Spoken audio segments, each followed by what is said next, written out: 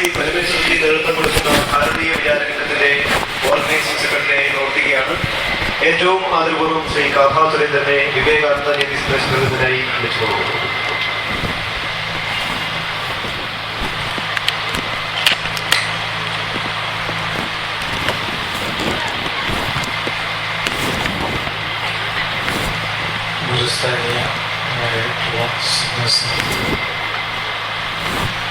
ിക്കുന്ന ജനപ്രതിനിധികൾ, മറ്റ് ഹിന്ദു സംഘടനാ നേതാക്കന്മാർക്കും നല്ലവരായ മാർഗർക്കും നമസ്കാരം. ലോകത്തിന് മുന്നിൽ ഭാരതത്തിൻ്റെ യശസ് ഉയർത്തിയ ആളാണ് സ്വാമി വിവേകാനന്ദൻ. നൂറ്റാണ്ടുകളുടെ അടിമത്വം പേറി അനേകം വിദേശ ശക്തികളുടെ ആക്രമണങ്ങൾക്ക് വിധേയമായി ആന്തരികമായ ദൗർബല്യം കൊണ്ട് പരസ്പരം കലഹിച്ച് തകർന്ന് ദാരുണമായി അപകർഷതാബോധത്തിലാണ്ട് കിടന്നിരുന്ന ഒരു ജനതയെ, ലോകത്തിലെ ഏറ്റവും പ്രാചീന ജനതയെ, സ്വാമികളുടെ വാക്കിൽ തന്നെ പറഞ്ഞാൽ ചരിത്രത്തിന് പോലും എത്തിനോക്കാൻ കഴിയാതിരുന്ന ആ കാലത്തും ജീവിച്ചിരുന്ന ജനതയെ, ഐതിഹ്യങ്ങൾ പറയുന്നതിനു മുന്നേ നിലനിന്നിരുന്ന ആ ജനതയെ ആത്മാഭിമാനമുള്ള ഒരു ജനതയാക്കി മാറ്റിയത് 1893 സ്വാമി വിവേകാനന്ദന്റെ ചിക്കാഗോ പ്രസംഗം. നവീന മതങ്ങളിൽ പലതും ഹിന്ദുവിൻ്റെ വിശ്വാസങ്ങളെയും സങ്കല്പങ്ങളെയും അപകീർത്തിപ്പെടുത്തിയിരുന്ന അവസരത്തിലാണ് സ്വാമി വിവേകാനന്ദൻ ഈ ഉദ്ഘോഷം നടത്തിയത്.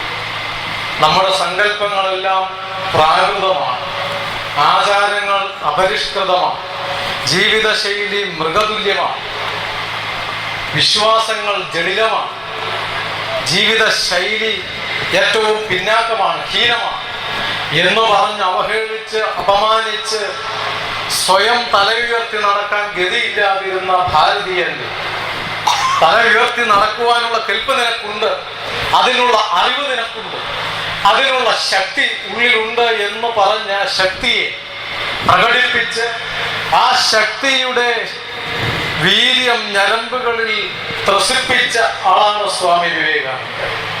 മാർക്സിനെ പോലെയുള്ള ലോകചിന്തകന്മാരിൽ പലരും ഭാരതീയ സംസ്കാരത്തെ ഏറ്റവും പിന്നാക്കമെന്നാണ് അവതരിപ്പിച്ചിട്ടുള്ളത്. ബ്രിട്ടീഷുകാർ ഇന്ത്യയിൽ വന്നത് നന്നായി എന്നാണ് അദ്ദേഹം എഴുതിയിട്ടുള്ളത്. കാരണം ഒരടിമത്തം ഉണ്ടായിട്ടുണ്ടെങ്കിൽ ഒരാക്രമണം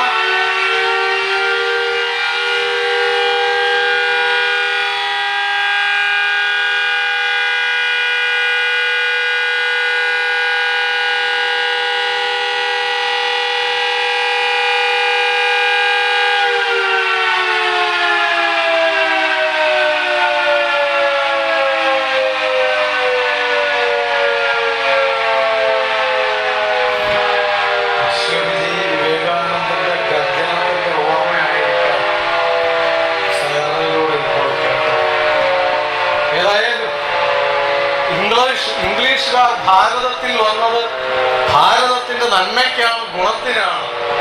എന്തൊക്കെ പറഞ്ഞാലും വളരെ ഹീനമായ ജീവിതം നയിക്കുന്ന ഒരു ജനതയെ മുൻപോട്ട് കൊണ്ടുവരുവാൻ ഈ ഒരു അടിമത്വം ആവശ്യമാണ് എന്ന് അദ്ദേഹം എഴുതിയിട്ടു. അങ്ങനെയുള്ള ലോകചിന്തകന്മാരിൽ ചിലരെങ്കിലും ഭാരതത്തിന്റെ ചരിത്രത്തെയും തത്വശാസ്ത്രത്തെയും ഹീനമെന്ന് വിശേഷിപ്പിച്ചിരുന്ന ഒരു കാലഘട്ടത്തിന്റെ പശ്ചാത്തലത്തിലാണ് സ്വാമിജി ഭാരതത്തിന്റെ അഭിമാനം മറ്റാരെ കഴിഞ്ഞു മേലെയാണ് എന്ന് ലോകത്തിന്റെ മുമ്പിൽ അവതരിപ്പിച്ചത്. ഭാരതത്തിലെ പരിഷ്കരണവാദികൾ 18-19 നൂറ്റാണ്ടുകൾ അനേകം പരിഷ്കരണ പ്രസ്ഥാനങ്ങൾ ഭാരതത്തിൽ ഉണ്ടായിട്ടുണ്ട്, നവീകരണ സംരംഭങ്ങൾ ഉണ്ടായിട്ടുണ്ട്, നവോത്ഥാന നായകന്മാരുണ്ടായിട്ടുണ്ട്. അതിൽ പലരും, എല്ലാവരുമല്ല, അതിൽ പലരും അവർ സ്വയം ഭാരതത്തിനെ സഹസ്രാബ്ദങ്ങളുടെ പാരമ്പര്യം സാംസ്കാരിക പാരമ്പര്യമുള്ള ഭാരതത്തിന്റെ സങ്കല്പങ്ങളെ പുച്ഛിച്ചുകൊണ്ടായിരുന്നു നവീകരണ പ്രസ്ഥാനങ്ങൾ ആരംഭിച്ചത്, നവോത്ഥാന പ്രസ്ഥാനങ്ങൾ ആരംഭിച്ചത്. അങ്ങനെയുള്ള അവരുടെ പ്രവർത്തനത്തിന്റെയും പശ്ചാത്തലത്തിലാണ് സ്വാമികൾ നമ്മുടെ ഈ സാംസ്കാരിക നഭസ്സിനെ ലോകത്തിന്റെ മുമ്പിൽ ഉയർത്തിക്കാട്ടിയത്. ഇത്തരമൊരു കാലഘട്ടത്തിൽ മുഴുവൻ ദേശസ്നേഹികളിലും ആത്മവിശ്വാസത്തിന്റെ അഗ്നി പടർത്തുകയാണ്.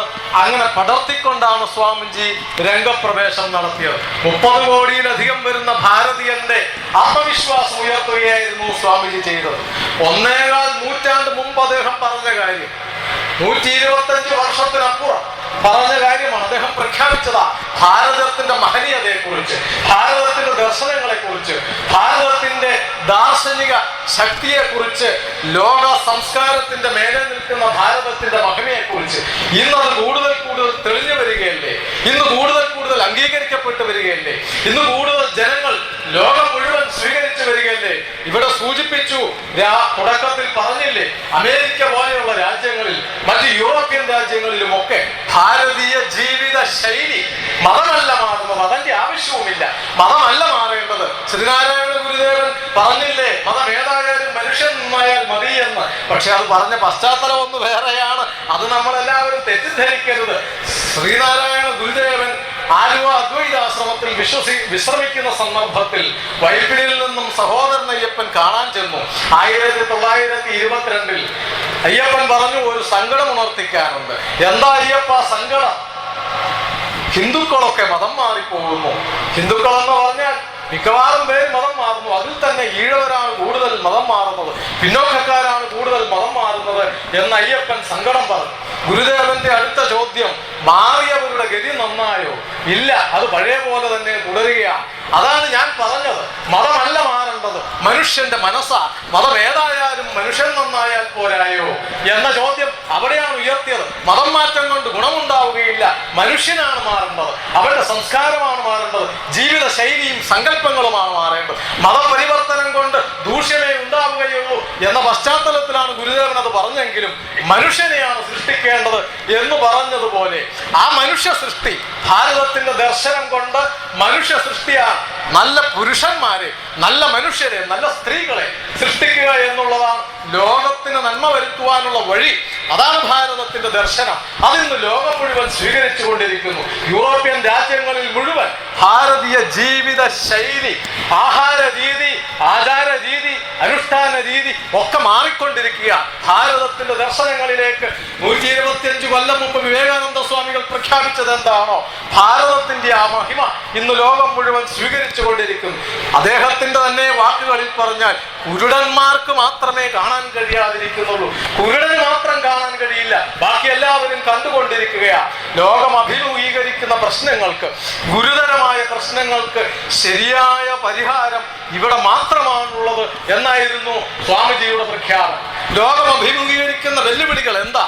ഇന്ന് ലോകം അന്ന് അഭിമുഖീകരിച്ചിരുന്നതും ഇന്ന് അഭിമുഖീകരിക്കുന്നതുമായ എല്ലാ വെല്ലുവിളികൾക്കും പരിഹാരം, ശാശ്വതമായ പരിഹാരം, അത് ഈ ഭാരതത്തിന്റെ മണ്ണിലാണ് ഉള്ളത് എന്ന്, ഇവിടെ മാത്രമാണുള്ളത് എന്ന് അദ്ദേഹം പറഞ്ഞു.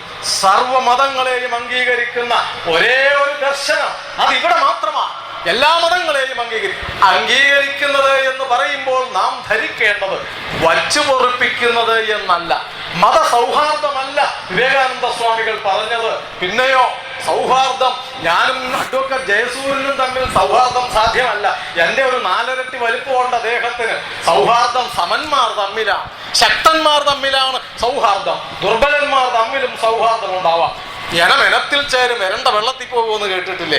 എന്നതുപോലെയാ സമന്മാർ തമ്മിലാണ്, ശക്തനും ദുർബലനും തമ്മിൽ. ആരെങ്കിലും അംബാനിയുടെ സുഹൃത്തുക്കൾ ഇവിടെ ആരെങ്കിലും ഉണ്ടോ? ഇല്ലല്ലോ. മുകേഷ് അംബാനിയുടെ സുഹൃത്തുക്കൾ ഈ പാലായിലുണ്ടോ? ഉണ്ടാവാൻ സാധ്യതയില്ല. കാരണം അങ്ങനെയാണ്. അവർ കോടീശ്വരന്മാരുമായിട്ടായിരിക്കും സംബന്ധം. ചേരിയിൽ താമസിക്കുന്നവർ അവർ തമ്മിലായിരിക്കും സൗഹാർദ്ദം. സൗഹാർദ്ദം എന്ന് പറയുന്നത് ഒരു അഡ്ജസ്റ്റ്മെന്റാ, ഒരു നീക്കുപോക്കാണ്. നമുക്ക് തൽക്കാലം മര്യാദയ്ക്ക് ഒന്നിച്ച് കഴിയാം. പക്ഷേ തക്കം കിട്ടിയാൽ ദുർബലനെ ശക്തൻ കീഴടക്കും. ദുർബലന്റെ വേദാന്തം എന്ന് പറയുന്നത് അതിനെയാണ്. അതുകൊണ്ട് ആ സൗഹാർദ്ദമല്ല സ്വാമിജി പ്രഖ്യാപിച്ചത്. പിന്നെയോ സമന്വയം എന്ന് പറഞ്ഞെന്നാൽ പർവ്വതത്തിനെ പോലെ ഇരിക്കുന്നവനും എറുമ്പിനെ പോലെ ഇരിക്കുന്നവനും തുല്യമായി ജീവിക്കുവാനുള്ള അവസരം, അംഗീകാരം. അദ്ദേഹം ആ തരത്തിൽ ആരാ ശക്തി എത്രയെന്ന് നോക്കിയിട്ടല്ല, എണ്ണം എത്രയുണ്ട് എന്ന് നോക്കിയിട്ടല്ല, നിങ്ങളുടേതും ശരിയാണ് എന്ന സങ്കല്പം. നിങ്ങളുടെ മതത്തെ വിശ്വസിക്കുവാൻ ഞാൻ അനുവദിക്കുന്നു എന്നല്ല, എൻ്റെ മതം ശരിയാ, നിങ്ങളുടെ മതവും ശരിയാ, എൻ്റെ ഈശ്വരൻ ശരിയാ, നിങ്ങളുടെ ഈശ്വരനും ശരിയാ. ആ ശരിയാണ് എന്ന് പറയുന്ന ഒരേ ഒരു സങ്കല്പം, ഒരേ ഒരു രാജ്യം, ഒരേ ഒരു മതം ഭാരതത്തിലാണ്, ഇവിടെ മാത്രമാണ്, മറ്റെവിടെയും ഇല്ല എന്ന് സ്വാമികൾ പ്രഖ്യാപിച്ചു. സർവ്വജീവജാലങ്ങളെയും സംരക്ഷിക്കുന്ന, ആരാധിക്കുന്ന ഒരേ ഒരു മതം ഭാരതത്തിലല്ലേ. എറുമ്പിനെ ആരാധിക്കുന്ന മതം. നമ്മളെ അപരിഷ്കൃതരെന്നാ വിളിച്ചത്. മരത്തിനെ ആരാധിക്കുന്ന കൊണ്ട് ഹിന്ദുക്കളെയൊക്കെ മരത്തലയന്മാർ, മരപ്രഭുക്കളില്ലേ. ഗുരുവായൂരിൽ മരപ്രഭുവുണ്ട്, അത് തെറ്റെന്നൊരു പണ്ഡിതൻ പറഞ്ഞു, ഭഗവാൻ പ്രത്യക്ഷപ്പെട്ട് പറഞ്ഞു അതും ശരിയാണ് എന്ന്. അങ്ങനെയല്ലേ മരപ്രഭുവിനെ ഉണ്ടാക്കി വെച്ചത് ഗുരു. അവിടെ ഗുരുവായൂരിൽ മരങ്ങളെ ആരാധിക്കുന്ന, മലയെ ആരാധിക്കുന്ന, പുഴയെ ആരാധിക്കുന്ന, എറുമ്പിനെ പോലും ആരാധിക്കുന്ന ഒരു മഹത്തായ സംസ്കാരം. ഈ എന്താ പഴുതാര വന്നാൽ പോലും നമ്മൾ പറയുന്നത് സരസ്വതിയുടെ വാഹനമെന്ന, എലിയെ കണ്ടാൽ അത് ഗണപതിയുടെ വാഹനമെന്ന. വെറുതെയാണോ നമ്മളെ പ്രാകൃതരെന്ന് വിളിച്ചത്? വെറുതെയാണോ നമ്മളെ പിന്നാക്കക്കാരെന്നും അധപ്പതിച്ചവരെന്നും വിളിച്ചത്? പാമ്പിനെയും പഴുതാരെയും എലിയെയും പുലിയെയും ഒക്കെ ഒരേപോലെ ആരാധിക്കുന്ന ഹിന്ദുവിന്റെ സംസ്കാരമാണ് ഇന്ന് ലോകത്തിന് ആവശ്യമെന്ന് ശാസ്ത്രജ്ഞന്മാർ, പണ്ഡിതന്മാർ, ലോകചിന്തകന്മാർ ഇന്ന് പറഞ്ഞു തുടങ്ങിയിരിക്കുന്നു. കാരണം പരിസ്ഥിതിയുടെ നിലനിൽപ്പ്, പ്രകൃതിയുടെ നിലനിൽപ്പിന് ഈ പ്രകൃതിയിലെ കോടാനുകോടി ജീവജാലങ്ങളുടെ നിലനിൽപ്പ് വേണം. കോടാനുകോടി സ്പീഷീസുകൾ നിലനിൽക്കണം, അതില്ലാതെയാക്കരുത്, എത്ര എളിയതാണെങ്കിലും എത്ര ചെറുതാണെങ്കിലും എന്ന് അദ്ദേഹം പറഞ്ഞു. ആ ഒരു വിശാലമായ സംസ്കാരം, പാരിസ്ഥിതിക ദുരന്തങ്ങൾക്ക് ലോകത്തിനുള്ള ഒരേ ഒരു പരിഹാരം ഭാരതത്തിലേ ഉള്ളൂ. എങ്ങനെ?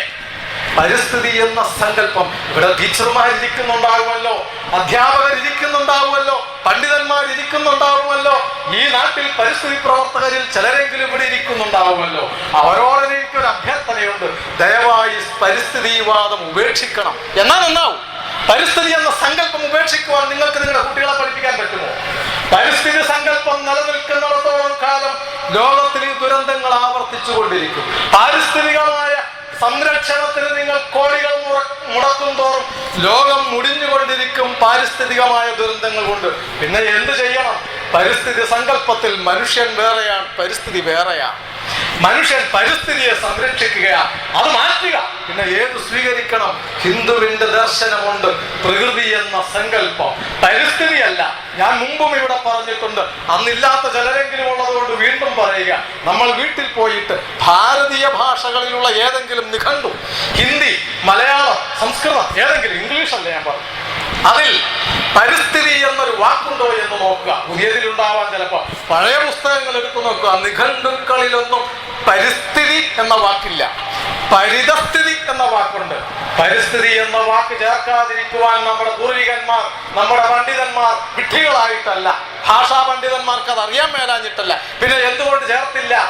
അത് പ്രകൃതിക്ക് വിരുദ്ധമാണ്, സംസ്കാരത്തിനെതിരാണ്, ലോകത്തിന് ഗുണം ചെയ്യുന്നതല്ല എന്നുള്ളത് കൊണ്ടാണ് അത് ഉപേക്ഷിച്ചത്, വേണ്ടെന്ന് വെച്ചത്. പടിഞ്ഞാറ് നിന്ന് വന്നതാണ് പരിസ്ഥിതി എന്ന്. പ്രകൃതി എന്ന സങ്കല്പം, പ്രകൃതിയിൽ കോടാനുകോടി ജീവജാലങ്ങളുണ്ട്, അതിലൊരു പുഴുവിന്റെ, ഒരു എറുമ്പിന്റെ സ്ഥാനം മനുഷ്യനുള്ളത്. അതിനപ്പുറം ഒന്നുമില്ല. മനുഷ്യനില്ലെങ്കിലും പ്രകൃതി നിലനിൽക്കും, പ്രകൃതി ഇല്ലെങ്കിൽ മനുഷ്യൻ നിലനിൽക്കുമോ? ആ സങ്കല്പം, എറുമ്പിനെയും ആരാധിക്കുന്ന സർവ്വ ജീവജാലങ്ങളെയും ആരാധിക്കുന്ന ഈ ഉന്നതമായ ദർശനം ഭാരതത്തിലേ ഉള്ളൂ, ഇവിടെ മാത്രമേ ഉള്ളൂ എന്ന് സ്വാമികൾ പ്രഖ്യാപിച്ചു. ലോകത്തിന് ആവശ്യമായ ആ ഒരു സന്ദേശം, ചൂഷണരഹിതമായ ഒരു ലോകത്തെ സൃഷ്ടിക്കുവാൻ കെൽപ്പുള്ള ഒരേ ഒരു മന്ത്രം ഭാരതത്തിലല്ലാതെ മറ്റെവിടെയെങ്കിലും ഉണ്ട്. ചൂഷണം ചെയ്യാതിരിക്കണമെങ്കിൽ അധികാരം കിട്ടിയാൽ ചൂഷണം ചെയ്യാതിരിക്കുവാൻ, ഉദ്യോഗം കിട്ടിയാൽ ചൂഷണം ചെയ്യാതിരിക്കുവാൻ, ഭരണാധികാരം കിട്ടിയാൽ ചൂഷണം ചെയ്യാതിരിക്കുവാൻ, സമ്പത്ത് കിട്ടിയാൽ ചൂഷണം ചെയ്യാതിരിക്കുവാൻ മനുഷ്യന് കഴിയണമെങ്കിൽ അവന്റെ ഉള്ളിൽ ഒരൊറ്റ ബോധമുണ്ടാവണം, ഒരൊറ്റ ആദർശമുണ്ടാകണം. ധർമ്മം എന്ന വാക്ക് ലോകത്തിന് സംഭാവന ചെയ്തത് ഹിന്ദുവല്ലേ, ഭാരതമല്ലേ? വേറെ ഏതെങ്കിലും ഭാഷയിൽ തത്തുല്യമായ ഒരു പദമില്ല എന്ന് സ്വാമികൾ എത്രയായിരം തവണ ആവർത്തിച്ചിരിക്കുന്നു. ധർമ്മം എന്ന വാക്കിന് ധർമ്മം താങ്ങി നിർത്തുന്നത്, സ്വാമിജിമാരത് നാളെ പറയും, പിന്നീടുള്ള ക്ലാസ്സുകളിൽ പറയും, താങ്ങി നിർത്തുന്നത് യാതൊന്നാണോ അത് ധർമ്മം, സംരക്ഷിക്കുന്നത് യാതൊന്നാണോ അത് ധർമ്മം, നിലനിർത്തുന്നത് യാതൊന്നാണോ അത് ധർമ്മം, പരിപോഷിപ്പിക്കുന്നത് ഏതൊന്നാണോ അത് ധർമ്മം. ഈ ധർമ്മം എന്ന ചിന്ത പഠിപ്പിച്ചിട്ടുണ്ടെങ്കിൽ നമ്മുടെ നാട്ടിലെ ഭരണാധികാരിമാർ അഴിമതിക്കാരായി മാറുമോ? എല്ലാ രാഷ്ട്രീയക്കാരുമല്ലെങ്കിലും നമ്മൾ നിത്യേന പത്രങ്ങളിൽ വായിക്കുന്ന അഴിമതിയുടെ കൊടിയ വാതകങ്ങൾ ഈ രാജ്യത്ത് അരങ്ങേറുവാൻ തല മുതൽ വാല് വരെ എങ്ങനെ അധപ്പതിച്ചു പോയി, എങ്ങനെ സംസ്കാരഹീനരായി മാറി, എങ്ങനെ ഈ പാവങ്ങളെ കൊള്ളയടിക്കുന്നവരുണ്ടാകുന്നു? ധർമ്മമെന്ന അറിവില്ലാതെ പോയതുകൊണ്ട്, ധർമ്മമെന്ന ആദർശമില്ലാതെ പോയതുകൊണ്ട്, ആ ആദർശം ലോകത്തിന് കൊടുത്തത് ഭാരതമാണ്. അതുകൊണ്ട് ഈ ധർമ്മസങ്കല്പം ലോകത്തിൽ പ്രചരിപ്പിക്കുക മാത്രമാണ് ചൂഷണരഹിതമായ ഒരു ലോകത്തിനെ സൃഷ്ടിക്കുവാനുള്ള ഒരേ ഒരു വഴി. നിയമം കൊണ്ട് സാധ്യമല്ല. നിയമം നമ്മുടെ നാട്ടിലില്ലേ? ലോകത്തിൽ ഏറ്റവും വലിയ ഭരണഘടന നമ്മുടേതല്ലേ? എന്നിട്ടെന്തേ ഈ അഴിമതിയുടെ കൂമ്പാരങ്ങൾ ഉണ്ടാവുന്നത്, ഈ ആക്രമണങ്ങളുടെ കൂമ്പാരങ്ങൾ ഉണ്ടാവുന്നത്? ധർമ്മമില്ലാതെ പോയതുകൊണ്ട്, ധർമ്മചിന്തയില്ലാതെ പോയതുകൊണ്ട്. അതുകൊണ്ട് സ്വാമി വിവേകാനന്ദന്റെ ദർശനങ്ങളെ, സന്ദേശത്തെ ഒറ്റ വാക്കിൽ പറഞ്ഞാൽ, സ്വാമി വിവേകാനന്ദന്റെ സന്ദേശത്തെ ഒറ്റ വാക്കിൽ പറഞ്ഞാൽ പരിഹാരം ഒന്നേയുള്ളൂ: വേദാന്തം പഠിപ്പിക്കുക. വേദാന്തം പഠിപ്പിക്കുക. ആ വേദാന്തം പരിഹാരമാണ് ലോകത്തിലെ എല്ലാ പ്രശ്നങ്ങൾക്കും. ആ കൂട്ടത്തിൽ ഒന്നുകൂടി പറയട്ടെ, ഈശ്വരന് ലിംഗം കൽപ്പിക്കാത്തൊരു മതം. ഈശ്വരൻ പുരുഷനാണോ?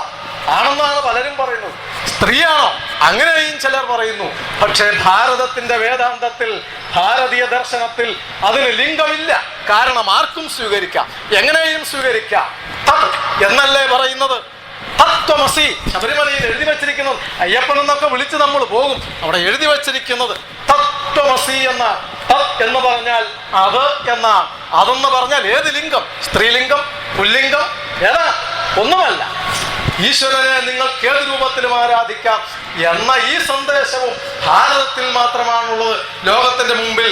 ആ സന്ദേശമാണ് വേദാന്തത്തിന്റെ മഹത്തായ ഈ സന്ദേശം, ശക്തിയുടെ സന്ദേശം ആണ് വിവേകാനന്ദന്റെ സന്ദേശമെന്ന് ഒറ്റവാക്കിൽ നമുക്ക് പറയാം. ഈ പറഞ്ഞ ആശയങ്ങളെ ലോകത്തിന് മുമ്പാകെ വിളംബരം ചെയ്ത ആളിന്റെ ജന്മദിനമാണ് ഇന്ന്. ഈ സന്ദേശങ്ങളെ, ഇത് ഭാരതത്തിന്റെ സന്ദേശമാണ്, വിവേകാനന്ദൻ ഉണ്ടാക്കിയതല്ല, സ്വാമിജി പുതിയതായി പറഞ്ഞതല്ല.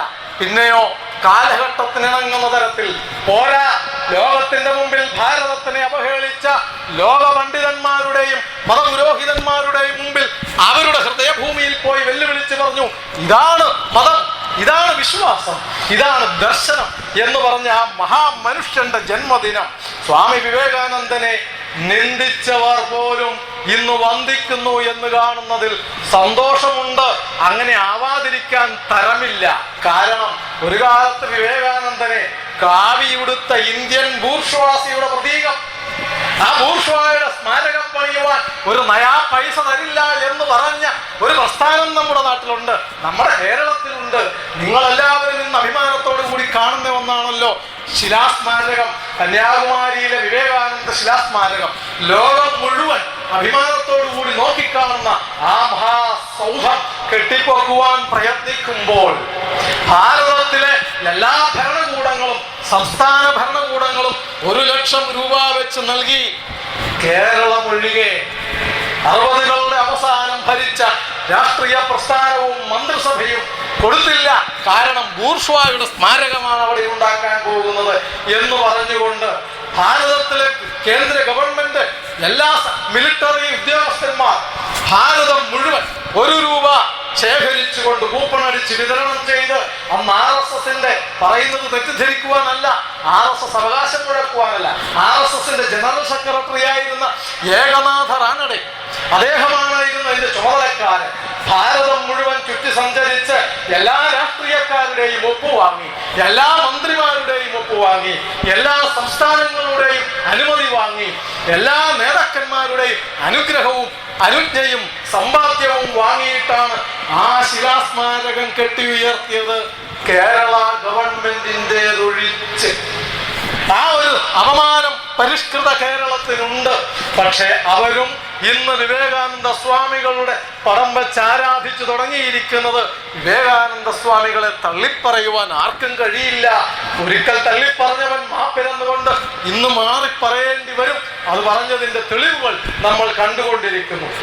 ഞാൻ പറഞ്ഞത് വിവേകാനന്ദ സ്വാമികളുടെ കള്ളന്മാർക്ക് പോലും ഉദ്ധരിക്കാവുന്ന കാര്യം സ്വാമികൾ പറഞ്ഞിട്ടുണ്ട്. ഏത് കള്ളനും പറയും ഞങ്ങളുടെ ആളാ വിവേകാനന്ദൻ എന്ന് അങ്ങനെ പറഞ്ഞിട്ടുണ്ട്. അദ്ദേഹം ഒരു യൂറോപ്പിനോട് സംസാരിച്ചു കൊണ്ടിരിക്കുമ്പോൾ അദ്ദേഹം പറഞ്ഞൊരു സായിപ്പ് പറഞ്ഞു, എത്ര നല്ല നാടാ നിങ്ങളുടേത്, കൊള്ളാം, ഒരു കുഴപ്പവുമില്ല, ഒരക്രമവും ചെയ്യുന്നില്ല, ആരെയും ഒരു ദ്രോഹവും ചെയ്യുന്നില്ലല്ലോ. ഇത് പറഞ്ഞപ്പോ സ്വാമി പറഞ്ഞു, ഞാനതിൽ ദുഃഖിക്കുന്നു. അവൻ ആരെയെങ്കിലും കൊല്ലുകയോ കൊള്ളയടിക്കുകയോ എന്തെങ്കിലും ചെയ്താൽ വേണ്ടില്ലായിരുന്നു. അങ്ങനെയെങ്കിലും അവരുടെ രജസ്സുണരട്ടെ. അങ്ങനെ കർമ്മം ചെയ്യുവാൻ തയ്യാറായാൽ അവനെ നല്ല വഴിക്ക് നടത്താൻ ഉറങ്ങുന്നവനെ എന്ത് ചെയ്യാൻ പറ്റും? ആ കള്ളന്മാർക്ക് വേണമെങ്കിലും സ്വാമിജിയെ ഉദ്ധരിക്കാം. പറഞ്ഞു വന്നത് ആർക്കും തള്ളിക്കളയാൻ കഴിയാത്ത വ്യക്തിത്വമായി, ആർക്കും നിഷേധിക്കുവാൻ കഴിയാത്ത ആശയമായി വിവേകാനന്ദ സ്വാമികൾ നമ്മുടെ മുമ്പിൽ നിൽക്കുകയാണ്. അദ്ദേഹത്തിനെ കുറിച്ച് ഇവിടെ അദ്ദേഹം പറഞ്ഞ ആശയങ്ങളെ കുറിച്ച് ഞാനിവിടെ ചില ചെറിയ കാര്യങ്ങൾ പറയുവാനല്ല മുതിരുന്നത്. വൻകാര്യം എന്ന് പറഞ്ഞാൽ അതുമല്ല ഉദ്ദേശിക്കുന്നത്. ആശയതലത്തിൽ സ്വാമികളുടെ പ്രസക്തി എന്താ, ആശയതലത്തിൽ സ്വാമികൾ പറഞ്ഞത് എന്താണ് എന്ന ചില കാര്യം. കാരണം ഇനി ലോകത്തിന് അതാണ് ആവശ്യം. ചെറിയ ചെറിയ കാര്യങ്ങൾ വേണം. 1ാം ക്ലാസ്സിലും 2ാം ക്ലാസ്സിലും 10ലും പഠിച്ചിട്ട് ഡിഗ്രിയും PhD എടുക്കാൻ പറ്റൂ. ആദ്യ കാര്യങ്ങൾ ചെയ്യണം. പക്ഷേ സഹസ്രാബ്ദങ്ങളുടെ പാരമ്പര്യമുള്ള വൈജ്ഞാനിക സമ്പത്തുള്ള ഭാരതം എന്നും ഈ കൊച്ചു കൊച്ചു കാര്യങ്ങളിൽ രമിച്ചാൽ മതിയോ? അത് പോരാ. അതുകൊണ്ട് മഹത്തായ കാര്യങ്ങളും ലോകത്തിന്റെ മുമ്പിൽ അവതരിപ്പിക്കണം. അതാണ് സ്വാമിജി ചെയ്തത്. അതാണ് നാം ഇനി അങ്ങോട്ട് ഏറ്റെടുത്ത് ചെയ്യേണ്ടതും. ഈ ചെറിയ കാര്യങ്ങളോടൊപ്പം തന്നെ നാടിന് നന്മ ചെയ്യാൻ ആഗ്രഹിക്കുന്നവർ, അദ്ദേഹം പറഞ്ഞതാ, നാടിന് നന്മ ചെയ്യാൻ ആഗ്രഹിക്കുന്നവർ നിന്ദിക്കരുത്. നിങ്ങൾ ആരെയും, പൂർവികന്മാരെ, നമ്മുടെ പാരമ്പര്യക്കാരെ, പ്രാചീനമായ നമ്മുടെ ആശയങ്ങളെ നിന്ദിക്കരുത്. അതിൽ കുറവുകളുണ്ടെങ്കിലും, അതിൽ അപകടങ്ങളുണ്ടെങ്കിലും, അതിൽ തെറ്റുണ്ടെങ്കിലും നിന്ദിക്കരുത് എന്നാണ് അദ്ദേഹം പറഞ്ഞത്. ഭാരതത്തിൽ 2 തരക്കാരാണ്, 2 പ്രതിസന്ധികളാണുള്ളത്. ഏതാണ് ആ 2 പ്രതിസന്ധികൾ? ഒന്ന് മാമൂൽ പ്രിയം. അദ്ദേഹം മലയാളത്തിൽ അതിന് പറഞ്ഞത്, പുസ്തകത്തിൽ എഴുതി പിടിവാദക്കാർ എന്ന വാക്കാണ് ഉപയോഗിച്ചിരിക്കുന്നത്. പിടിവാശിയുള്ളവർ, ഇത് മാത്രമാ ശരി, ഈ ആചാരങ്ങൾ മാറ്റാൻ പാടില്ല എന്ന് പറയുന്ന പിടിവാദക്കാർ. മറ്റൊന്നുള്ളതൊരു പുതുമോടിക്കാർ. ഈ 2 കൂട്ടരുമാണ് ഭാരതത്തിലെ പ്രതിസന്ധി എന്ന് സ്വാമികൾ പറഞ്ഞു. പുതുമോടിക്കാരെപ്പോഴും അവർക്ക് പ്രമാണം. സ്വാമി പറഞ്ഞു, ഈ മൗലികവാദികൾ വലിയ അപകടം ചെയ്യത്തില്ല. അവർ പിടിവാദമൊക്കെ പറയുമെങ്കിലും അവർക്ക് സ്വന്തം കാലുണ്ട്, അതിലാണ് നിൽക്കുന്നത്. സ്വന്തം കാലിൽ ഉറച്ചു നിന്നിട്ടാണ് അവർ പ്രവർത്തിക്കുന്നത്. ചില പിടിവാശിയൊക്കെ കാണിക്കുമെന്നേ ഉള്ളൂ. അതുകൊണ്ട് അത് അപകടമല്ല. അവരെ തിരുത്തിയാൽ മതി, അവരെ പരിഷ്കരിച്ചാൽ മതി. പക്ഷേ പുതുമോടിക്കാരോ, അവർക്ക് കാലുകളില്ല. സായിപ്പാണ് പ്രമാണം. സായിപ്പ് ഇത് പറഞ്ഞു, അതുകൊണ്ട് ഇത് ശരി. സായിപ്പ് അത് പറഞ്ഞു, അതുകൊണ്ട് ഇത് തെറ്റ്. നമ്മുടെ ഭാരതത്തിലേത് തെറ്റ്. അങ്ങനെ ഓരോന്നിനും അവർ സായിപ്പിനെയാണ് ഉദ്ധരിക്കുന്നത്. സ്വന്തം കാലില്ല. സ്വാമികൾ പറഞ്ഞത്, അവരെ എന്തു വിളിക്കും? ആണുങ്ങൾ, പെണ്ണുങ്ങൾ, ജന്തുക്കൾ, ഏത് ഗണത്തിൽപ്പെടുത്തും? അതാ സ്വാമിജി ചോദിച്ചത്. ആ കൂട്ടർക്ക് എന്തിനും ഏതിനും ശാസ്ത്രം വേണം. നമ്മുടെ നാട്ടിലുമുണ്ട്. ശാസ്ത്രം പറഞ്ഞെന്നാലേ, ശാസ്ത്രീയമായി തെളിയിക്കപ്പെട്ടാലേ ഇത് ശരി എന്ന് പറയാൻ പാടുള്ളൂ. അതാണ് അദ്ദേഹം പറഞ്ഞത്. ഈ പുതുമോടിക്കാർ പറയുന്നത്, ഹിന്ദുവിന്റെ ആചാരങ്ങൾ, ഭാരതത്തിന്റെ വിശ്വാസങ്ങൾ ശരിയാണ് എന്ന് സമ്മതിക്കണമെങ്കിൽ ശാസ്ത്രജ്ഞൻ പറയണം. അത് ഏതെങ്കിലും ശാസ്ത്രജ്ഞൻ പറഞ്ഞാൽ പോരാ, വിദേശി പറയണം, സായിപ്പ് പറയണം. അങ്ങനെ ഒരു ഉത്തരം എല്ലാത്തിലും ശാസ്ത്രീയമായി തെളിയിക്കപ്പെട്ടാലേ നമ്മൾ ശരിയെന്ന് അംഗീകരിക്കാൻ പാടുള്ളൂ എന്നാണ് ഈ പുതുമോടിക്കാർ പറയുന്നത്. അത്തരക്കാർ ചിലർ നമ്മുടെ കേരളത്തിലുമുണ്ട്. എന്തിനും ഏതിനും നമ്മൾ ശാസ്ത്രമാണെന്ന് പറയണം. അതൊരു സൂക്കേടായി മാറി. ഒരു ശാസ്ത്രോമാനിയ എന്നൊക്കെ പറയാമോ എന്ന് എനിക്കറിയത്തില്ല. അങ്ങനെ ഒരു വാക്കില്ലെങ്കിൽ അങ്ങനെയൊന്നും ഉണ്ടാക്കുക. എന്തിനും ശാസ്ത്രീയമായി പറഞ്ഞാൽ ഇത് ശരി എന്ന് പറയാൻ പാടുള്ളൂ. ശാസ്ത്രത്തിന് എല്ലാത്തിനും ഉത്തരം പറയാൻ കഴിയുമോ? അവസാനത്തെ ഉത്തരം, എല്ലാത്തിൻ്റെ ഉത്തരം, എല്ലാത്തിനും ശാസ്ത്രീയമായ വിശദീകരണം സാധ്യമാണോ? നമ്മുടെ ജീവിത മൂല്യങ്ങൾ, ഹിന്ദുവിന്റെ, ഭാരതത്തിന്റെ ജീവിത മൂല്യങ്ങൾ ഏതാ ശാസ്ത്രീയം? ശാസ്ത്രീയമായിട്ടാണോ അത് വേണ്ടത്? കുടുംബം എന്നുള്ളതൊരു മൂല്യമല്ലേ, ഒരു സങ്കല്പം. എന്താ ശാസ്ത്രം പറഞ്ഞത്? ഒരു വീട്ടിൽ അച്ഛനും അമ്മയും മക്കളും മരുമക്കളും വലിയ മക്കളും എല്ലാം ചേരുന്നതല്ലേ കുടുംബം, വിശാലമായ കുടുംബം. എന്താ ശാസ്ത്രം? ശാസ്ത്രീയമായി പറഞ്ഞാൽ ആണും പെണ്ണും, അതിനപ്പുറം വേറെ എന്താ? ആണും പെണ്ണും എന്നുള്ളിടത്ത് ശാസ്ത്രീയമായി അത്രയുമേ ഉള്ളൂ. അങ്ങനെ ശാസ്ത്രത്തിന്റെ പേരിൽ വീട്ടിൽ കഴിഞ്ഞാൽ കുടുംബം ഉണ്ടാകുമോ? സഹോദരനും സഹോദരിയും എന്ന വിശ്വാസമില്ലെങ്കിൽ, മൂല്യമില്ലെങ്കിൽ, വീട്ടിൽ ആണുങ്ങൾ സമപ്രായക്കാരായ ആണും പെണ്ണും കഴിയുമോ? സാഹോദര്യ സങ്കല്പമില്ലെങ്കിൽ, അമ്മ എന്ന വിശ്വാസമില്ലെങ്കിൽ അമ്മയും മകനും ഒന്നിച്ചു കഴിയുമോ? അച്ഛനെന്ന സങ്കല്പമില്ലെങ്കിൽ അച്ഛനും മകളും ഒന്നിച്ചു കഴിയുമോ? ആ സങ്കല്പമില്ലാതെ പോയത് കൊണ്ടല്ലേ ചില വീടുകളിലെങ്കിലും മകളെ അച്ഛൻ നശിപ്പിക്കുന്നു, അമ്മയെ മകൻ കൊല്ലുന്നു, സഹോദരിയെ സഹോദരൻ പീഡിപ്പിക്കുന്നു. കേരളത്തിൽ, പരിഷ്കൃത കേരളത്തിൽ, സാക്ഷര കേരളത്തിൽ നടക്കുന്നില്ലേ? വിശ്വാസം എന്നുള്ളത് പ്രധാനമാണ്. ശാസ്ത്രത്തിനും മേലെയാണ് വിശ്വാസം. എല്ലാത്തിനും ശാസ്ത്രീയമായ വിശദീകരണം തേടേണ്ടതില്ല. അത് തെറ്റാണ്, അത് വിവരക്കേടാണ്. ഈ പറഞ്ഞതിനൊന്നും ഒരു ശാസ്ത്രീയ അടിത്തറയുമില്ല. വിശ്വാസമാണ് പ്രധാനം. വിശ്വാസം അതല്ലേ എല്ലാം. നമ്മൾ ജീവി കാണുന്നില്ലേ ദിവസവും? അതാ എല്ലാം. ആ വിശ്വാസത്തിന്, മൂല്യങ്ങൾക്ക് ഗുരു എന്നുള്ളത് ഒരു സങ്കല്പമാണ്. വേറെ എന്താ അതിന് അടിസ്ഥാനം? ശാസ്ത്രീയമായിട്ട് ഒന്നുമില്ല. കഴിഞ്ഞ ദിവസം ഒരു ചെറുപ്പക്കാരൻ, കോളേജ് വിദ്യാർത്ഥി സംസാരിക്കുന്നതിനിടയിൽ ഒരു പരിപാടി സ്ഥലത്ത് വെച്ച അദ്ദേഹം പറഞ്ഞു, ചേട്ടാ നമ്മുടെ 33 കോടി ദൈവം എന്ന് പറയുന്നത് ശാസ്ത്രീയമാണ്. എനിക്ക് മനസ്സിലായില്ല. ഞാൻ ചോദിച്ചു എങ്ങനെ? അയാൾ പറഞ്ഞത് നേരാണോന്ന് എനിക്കറിയില്ല. ശാസ്ത്രം അറിയുന്നവരൊക്കെ, സയൻസ് അറിയുന്നവരൊക്കെ ഉണ്ടെങ്കിൽ പറയുക. ആ ചെറുപ്പക്കാരൻ പറഞ്ഞത് 33 കോടി ജീനുകളുണ്ട് എന്നാണ് അടുത്ത കാലത്ത് ഒരു ശാസ്ത്രജ്ഞൻ കണ്ടുപിടിച്ചിട്ടുണ്ട്. അതുകൊണ്ട് 33 കോടി ഈശ്വരൻ എന്ന സങ്കല്പം ശരിയാണ് എന്നാണ്. നാളെ ആ ശാസ്ത്രജ്ഞൻ, വേറൊരു ശാസ്ത്രജ്ഞൻ പറയുക 33 കോടി 3 ജീനുണ്ടെന്ന് പറഞ്ഞാൽ നമ്മുടെ വിശ്വാസമെല്ലാം തകർന്നു പോകുമോ? നമ്മുടെ സങ്കല്പങ്ങളെല്ലാം ഇടിഞ്ഞു വീഴുമോ? ആ ശാസ്ത്രം വെച്ചിട്ടല്ല നമ്മുടെ വിശ്വാസങ്ങളെയും സങ്കല്പങ്ങളെയും വിലയിരുത്തേണ്ടത്. പിന്നെയോ, ശാസ്ത്രം നമ്മുടെ പിന്നാലെ വരട്ടെ. ശാസ്ത്രത്തിനെതിരല്ല ഭാരതത്തിന്റെ ഒരു വിശ്വാസവും. ശാസ്ത്രത്തിനെതിരല്ല, ശാസ്ത്രവിരുദ്ധമായ മതമല്ല ഭാരതത്തിലുള്ളത്. ശാസ്ത്രം ഭാരതീയന്റെ പിന്നാലെയാ വന്നുകൊണ്ടിരിക്കുന്നത്. 1997 മെട്രോഡൈനാമിക്സിൽ നോബൽ പ്രൈസ് കിട്ടിയ ഇലിയ പ്രിഗോജിൻ എന്ന് പറയുന്ന ശാസ്ത്രജ്ഞൻ തിരുവനന്തപുരത്ത് വന്നു കേരള സർവകലാശാല നൽകിയ ഡോക്ടറേറ്റ് വാങ്ങുവാൻ. അവിടെ പ്രസംഗിക്കുമ്പോൾ അദ്ദേഹം പറഞ്ഞു, ഇനി ശാസ്ത്രത്തിന് മുൻപോട്ട് പോകാൻ കഴിയണമെങ്കിൽ ഭാരതീയന്റെ ഗ്രന്ഥം പഠിക്കണം, ഉപനിഷത്തുക്കൾ പഠിക്കണം.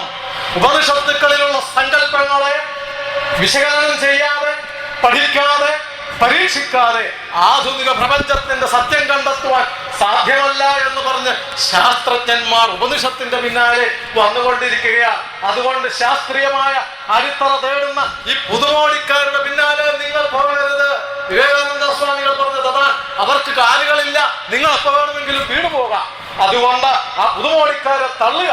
പിന്നെയോ, ആശ്രയിക്കാവുന്നത് മാമൂൽക്കാരെയാ. പക്ഷേ മാമൂൽക്കാര് കാരണം ഒത്തിരി അപകടങ്ങൾ വന്നിട്ടുണ്ട് ഭാരതത്തിൽ. അനേകം ദൂഷ്യങ്ങൾ ഉണ്ടായിട്ടുണ്ട്, അധപ്പതനങ്ങൾ ഉണ്ടായിട്ടുണ്ട്. ഹിന്ദുക്കളെ ഇങ്ങനെ അധപ്പതിപ്പിച്ചത് ആരാ? അനേകം പേർ മതം മാറി, കോടിക്കണക്കിന് ആൾക്കാർ മതം മാറി. ആര് കാരണം? സ്വാമി ചോദിക്കുന്നതാ, ആരാ കാരണക്കാർ? ആരാ ഉത്തരവാദികൾ? നമ്മൾ തന്നെ. നാം സ്വയം ഉത്തരവാദികളാണ്. നമ്മുടെ നാശത്തിന്, നമ്മുടെ അധപ്പതനത്തിന്, നമ്മളുടെ സഹോദരങ്ങൾ നഷ്ടപ്പെട്ടു പോയതിന് നാം അനുവദിച്ചില്ലായിരുന്നെങ്കിൽ നമ്മൾ അധപ്പതിക്കില്ലായിരുന്നു. സ്വാമികൾ പറഞ്ഞതാ, നാം അനുവദിച്ചില്ലായിരുന്നെങ്കിൽ നമ്മൾ അധപ്പതിക്കില്ലായിരുന്നു, ഭാരതം പരാജയപ്പെടില്ലായിരുന്നു. അദ്ദേഹം കാലം കൊണ്ടുണ്ടായ വീഴ്ചയിൽ നിന്ന് നമ്മുടെ സഹോദരന്മാരെ ഉയർത്താൻ നാം എന്തു ചെയ്തു? അദ്ദേഹത്തിന്റെ ചോദ്യമാണ്, എന്റെ ചോദ്യമല്ല. ആ ചോദ്യം ഇപ്പോൾ ഇവിടെയും മുഴങ്ങുന്നു. ഉത്തരങ്ങൾ ചിലത് ഇവിടെ പറഞ്ഞല്ലോ, പോരാ. അതിനപ്പുറം ആയിരക്കണക്കിന് സംഭവങ്ങൾ ഉണ്ടാവണം, ആയിരക്കണക്കിന് പദ്ധതികൾ ഉണ്ടാവണം, ആയിരക്കണക്കിന് പ്രവർത്തകരുണ്ടാവണം. ഇവിടെ ഇരിക്കുന്നവർ മതപ്രസംഗം കേട്ട് ആവേശം കൊണ്ട് പോയാൽ പോരാ. അല്പമെങ്കിലും പ്രവർത്തിക്കാൻ, അല്പമെങ്കിലും കർമ്മം ചെയ്യുവാൻ. ആർക്ക് കർമ്മം എന്ന് പറയണമെങ്കിൽ, ഈശ്വരപൂജ എന്ന് പറയണമെങ്കിൽ അത് സ്വന്തമായിട്ടുള്ള കാര്യത്തിന് ചെയ്താൽ പോരാ. സമൂഹ നന്മയ്ക്ക് വേണ്ടി, ലോക നന്മയ്ക്ക് വേണ്ടി എന്തെങ്കിലും അല്പമെങ്കിലും ചെയ്യുക. ആ അല്പമെങ്കിലും ചെയ്യുമ്പോഴാണ് ലോകം നിലനിൽക്കുന്നത്. അത് അങ്ങനെയാണ് പുരോഗമിപ്പിക്കുവാൻ, അധപ്പതനത്തിൽ നിന്ന് ഉയർത്താൻ കഴിയൂ. കാലം കൊണ്ടുണ്ടായ വീഴ്ചയിൽ നിന്ന് നമ്മുടെ ഈ പാവപ്പെട്ട സഹോദരന്മാരെ, അധപ്പതിച്ചു പോയ, അധപ്പതിപ്പിച്ചു കളഞ്ഞ സഹോദരന്മാരെ ഉയർത്താൻ നാം എന്ത് ചെയ്തു എന്ന ചോദ്യം അദ്ദേഹം പറഞ്ഞു.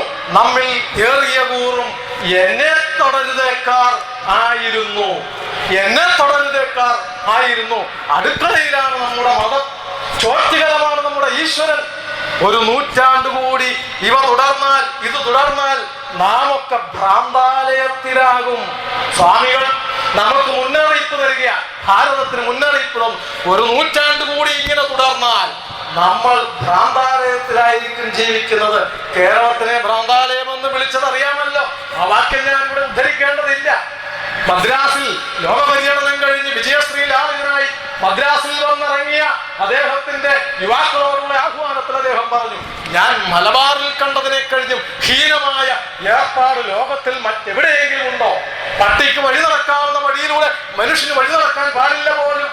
ഈ മലബാറികളൊക്കെ ഭ്രാന്തന്മാരാണ്. അവരുടെ വീടുകൾ അത്രയും ഭ്രാന്താലയങ്ങളും. നമ്മളെ ഭ്രാന്തന്മാരെന്ന്, നമ്മുടെ വീടുകൾ ഭ്രാന്താലയങ്ങളെന്ന് വിശേഷിപ്പിച്ചത് ജാതീയത കൊണ്ട് മാത്രമാണ് എന്ന് നമ്മളിൽ ചിലർ ധരിച്ചിട്ടുണ്ട്. അല്ല, അങ്ങനെയാണെങ്കിൽ ഭാരതത്തിനെ മുഴുവൻ സ്വാമികൾ ഭ്രാന്താലയം എന്ന് വിളിക്കണമായിരുന്നു. കേരളത്തിൽ മാത്രമായ ഒരു ജാതി സമ്പ്രദായം ഉണ്ടായിരുന്നില്ല, ഭാരതം മുഴുവൻ ഉണ്ടായിരുന്നു. ജാതി സമ്പ്രദായങ്ങൾ പലതരത്തിൽ ഭാരതത്തിന്റെ മുക്കിലും മൂലയിലും ഉണ്ടായിരുന്നു. ആ ജാതി സമ്പ്രദായങ്ങൾ ഉണ്ടായിരുന്നത് കൊണ്ടല്ല കേരളീയരെ നോക്കി അങ്ങനെ വിളിച്ചത്. പിന്നെയോ അതിനപ്പുറം വേറെ ചിലതും ഉച്ചനീചത്വമായിരുന്നില്ല. കാരണം സ്വാമിജിയെ അതിശയിപ്പിച്ചത് മറ്റൊരു കാര്യമായിരുന്നു. പട്ടിക്ക് വഴി നടക്കാം, പിന്നെ മതം മാറിയവർക്കും വഴി നടക്കാം. ഈ രണ്ടു കൂട്ടർക്കാണ് വഴി നടക്കാൻ പറ്റുന്നത്. അതെങ്ങനെ പൊരുത്തപ്പെടും? അതെങ്ങനെ ശരിയാവും? പട്ടിക്കും മതം മാറിയവർക്കും വഴി നടക്കാം. അതിന്റെ യുക്തി മനസ്സിലായില്ല. ഈ അയുക്തികരമായ വിഡ്ഢിത്തം വെച്ചുകൊണ്ടിരിക്കുന്ന കേരളീയരെ നോക്കിയിട്ടാണ് പറഞ്ഞത് നിങ്ങൾ ഭ്രാന്തന്മാരാണ് എന്ന്. കാരണം ബംഗാളിൽ ജാതി ഇല്ലാഞ്ഞിട്ടല്ലല്ലോ, ഭാരതത്തിൽ എവിടെയാ ജാതി ഇല്ലാതിരുന്നത്? അതെല്ലാം കണ്ടുവന്നിട്ടും അവിടെയൊന്നും പറയാത്ത കാര്യം നമ്മുടെ പൂർവികന്മാരെ നോക്കി പറഞ്ഞെങ്കിൽ അതിൽ ഈ വ്യത്യാസമോ? പട്ടിക്കും മതം മാറിയവർക്കും തുല്യസ്ഥാനം കൊടുക്കുന്ന ഭാരതീയ മതം കൊണ്ടു നടക്കുന്നു എന്ന് പറയുന്നവന്റെ വിഡ്ഢിത്തം. ആ വിഡ്ഢിത്തത്തിനെ ആണ് സ്വാമിജി ആക്ഷേപിച്ചത്. അയ്യനെന്നുള്ള പെരും പറയൻ തീയരെ പേടിച്ചു പണ്ടൊരിക്കൽ മയ്യയിൽ പോയി തൊപ്പിയിട്ടന്നേരം അയ്യാവു മാപ്പട യോഗപ്പെണ്ണെ തെല്ലും വയ്യ ചിരിക്കുവാൻ ജ്ഞാനപ്പെണ്ണെ. ജാതിക്കുമ്മിയിൽ പണ്ടിക്കറുപ്പൻ പാടിയതാ. അയ്യനെന്നുള്ള പെരും പറയൻ, പറയജാതിയിൽപ്പെട്ട ഒരു അയ്യൻ പറയൻ അല്ലെങ്കിൽ അയ്യൻ കുലയൻ പോയി പൊന്നാനിയിൽ പോയി തൊപ്പിയിട്ടാൽ പിന്നെ അയ്യാവു മാപ്പട വരണം ഇരിക്കണം എന്ന് പറയുന്നത് എങ്ങനെ ചിരിക്കാതിരിക്കും? ഇതാണ് ഭാരതീയത എന്ന് പറഞ്ഞാൽ, ഇതാണ് ഹിന്ദു സംസ്കാരം എന്ന് പറഞ്ഞെന്നാൽ ഉച്ചനീചത്വം ഇല്ലാതെ ജാതി ഇല്ലാതെയാക്കാൻ ശ്രമിക്കരുതെന്ന് വിവേകാനന്ദ സ്വാമികൾ പറഞ്ഞു. ജാതി നിലനിർത്തണമെന്ന അർത്ഥത്തിലല്ല, ജാതി ലോകം മുഴുവൻ ഉണ്ടാവും.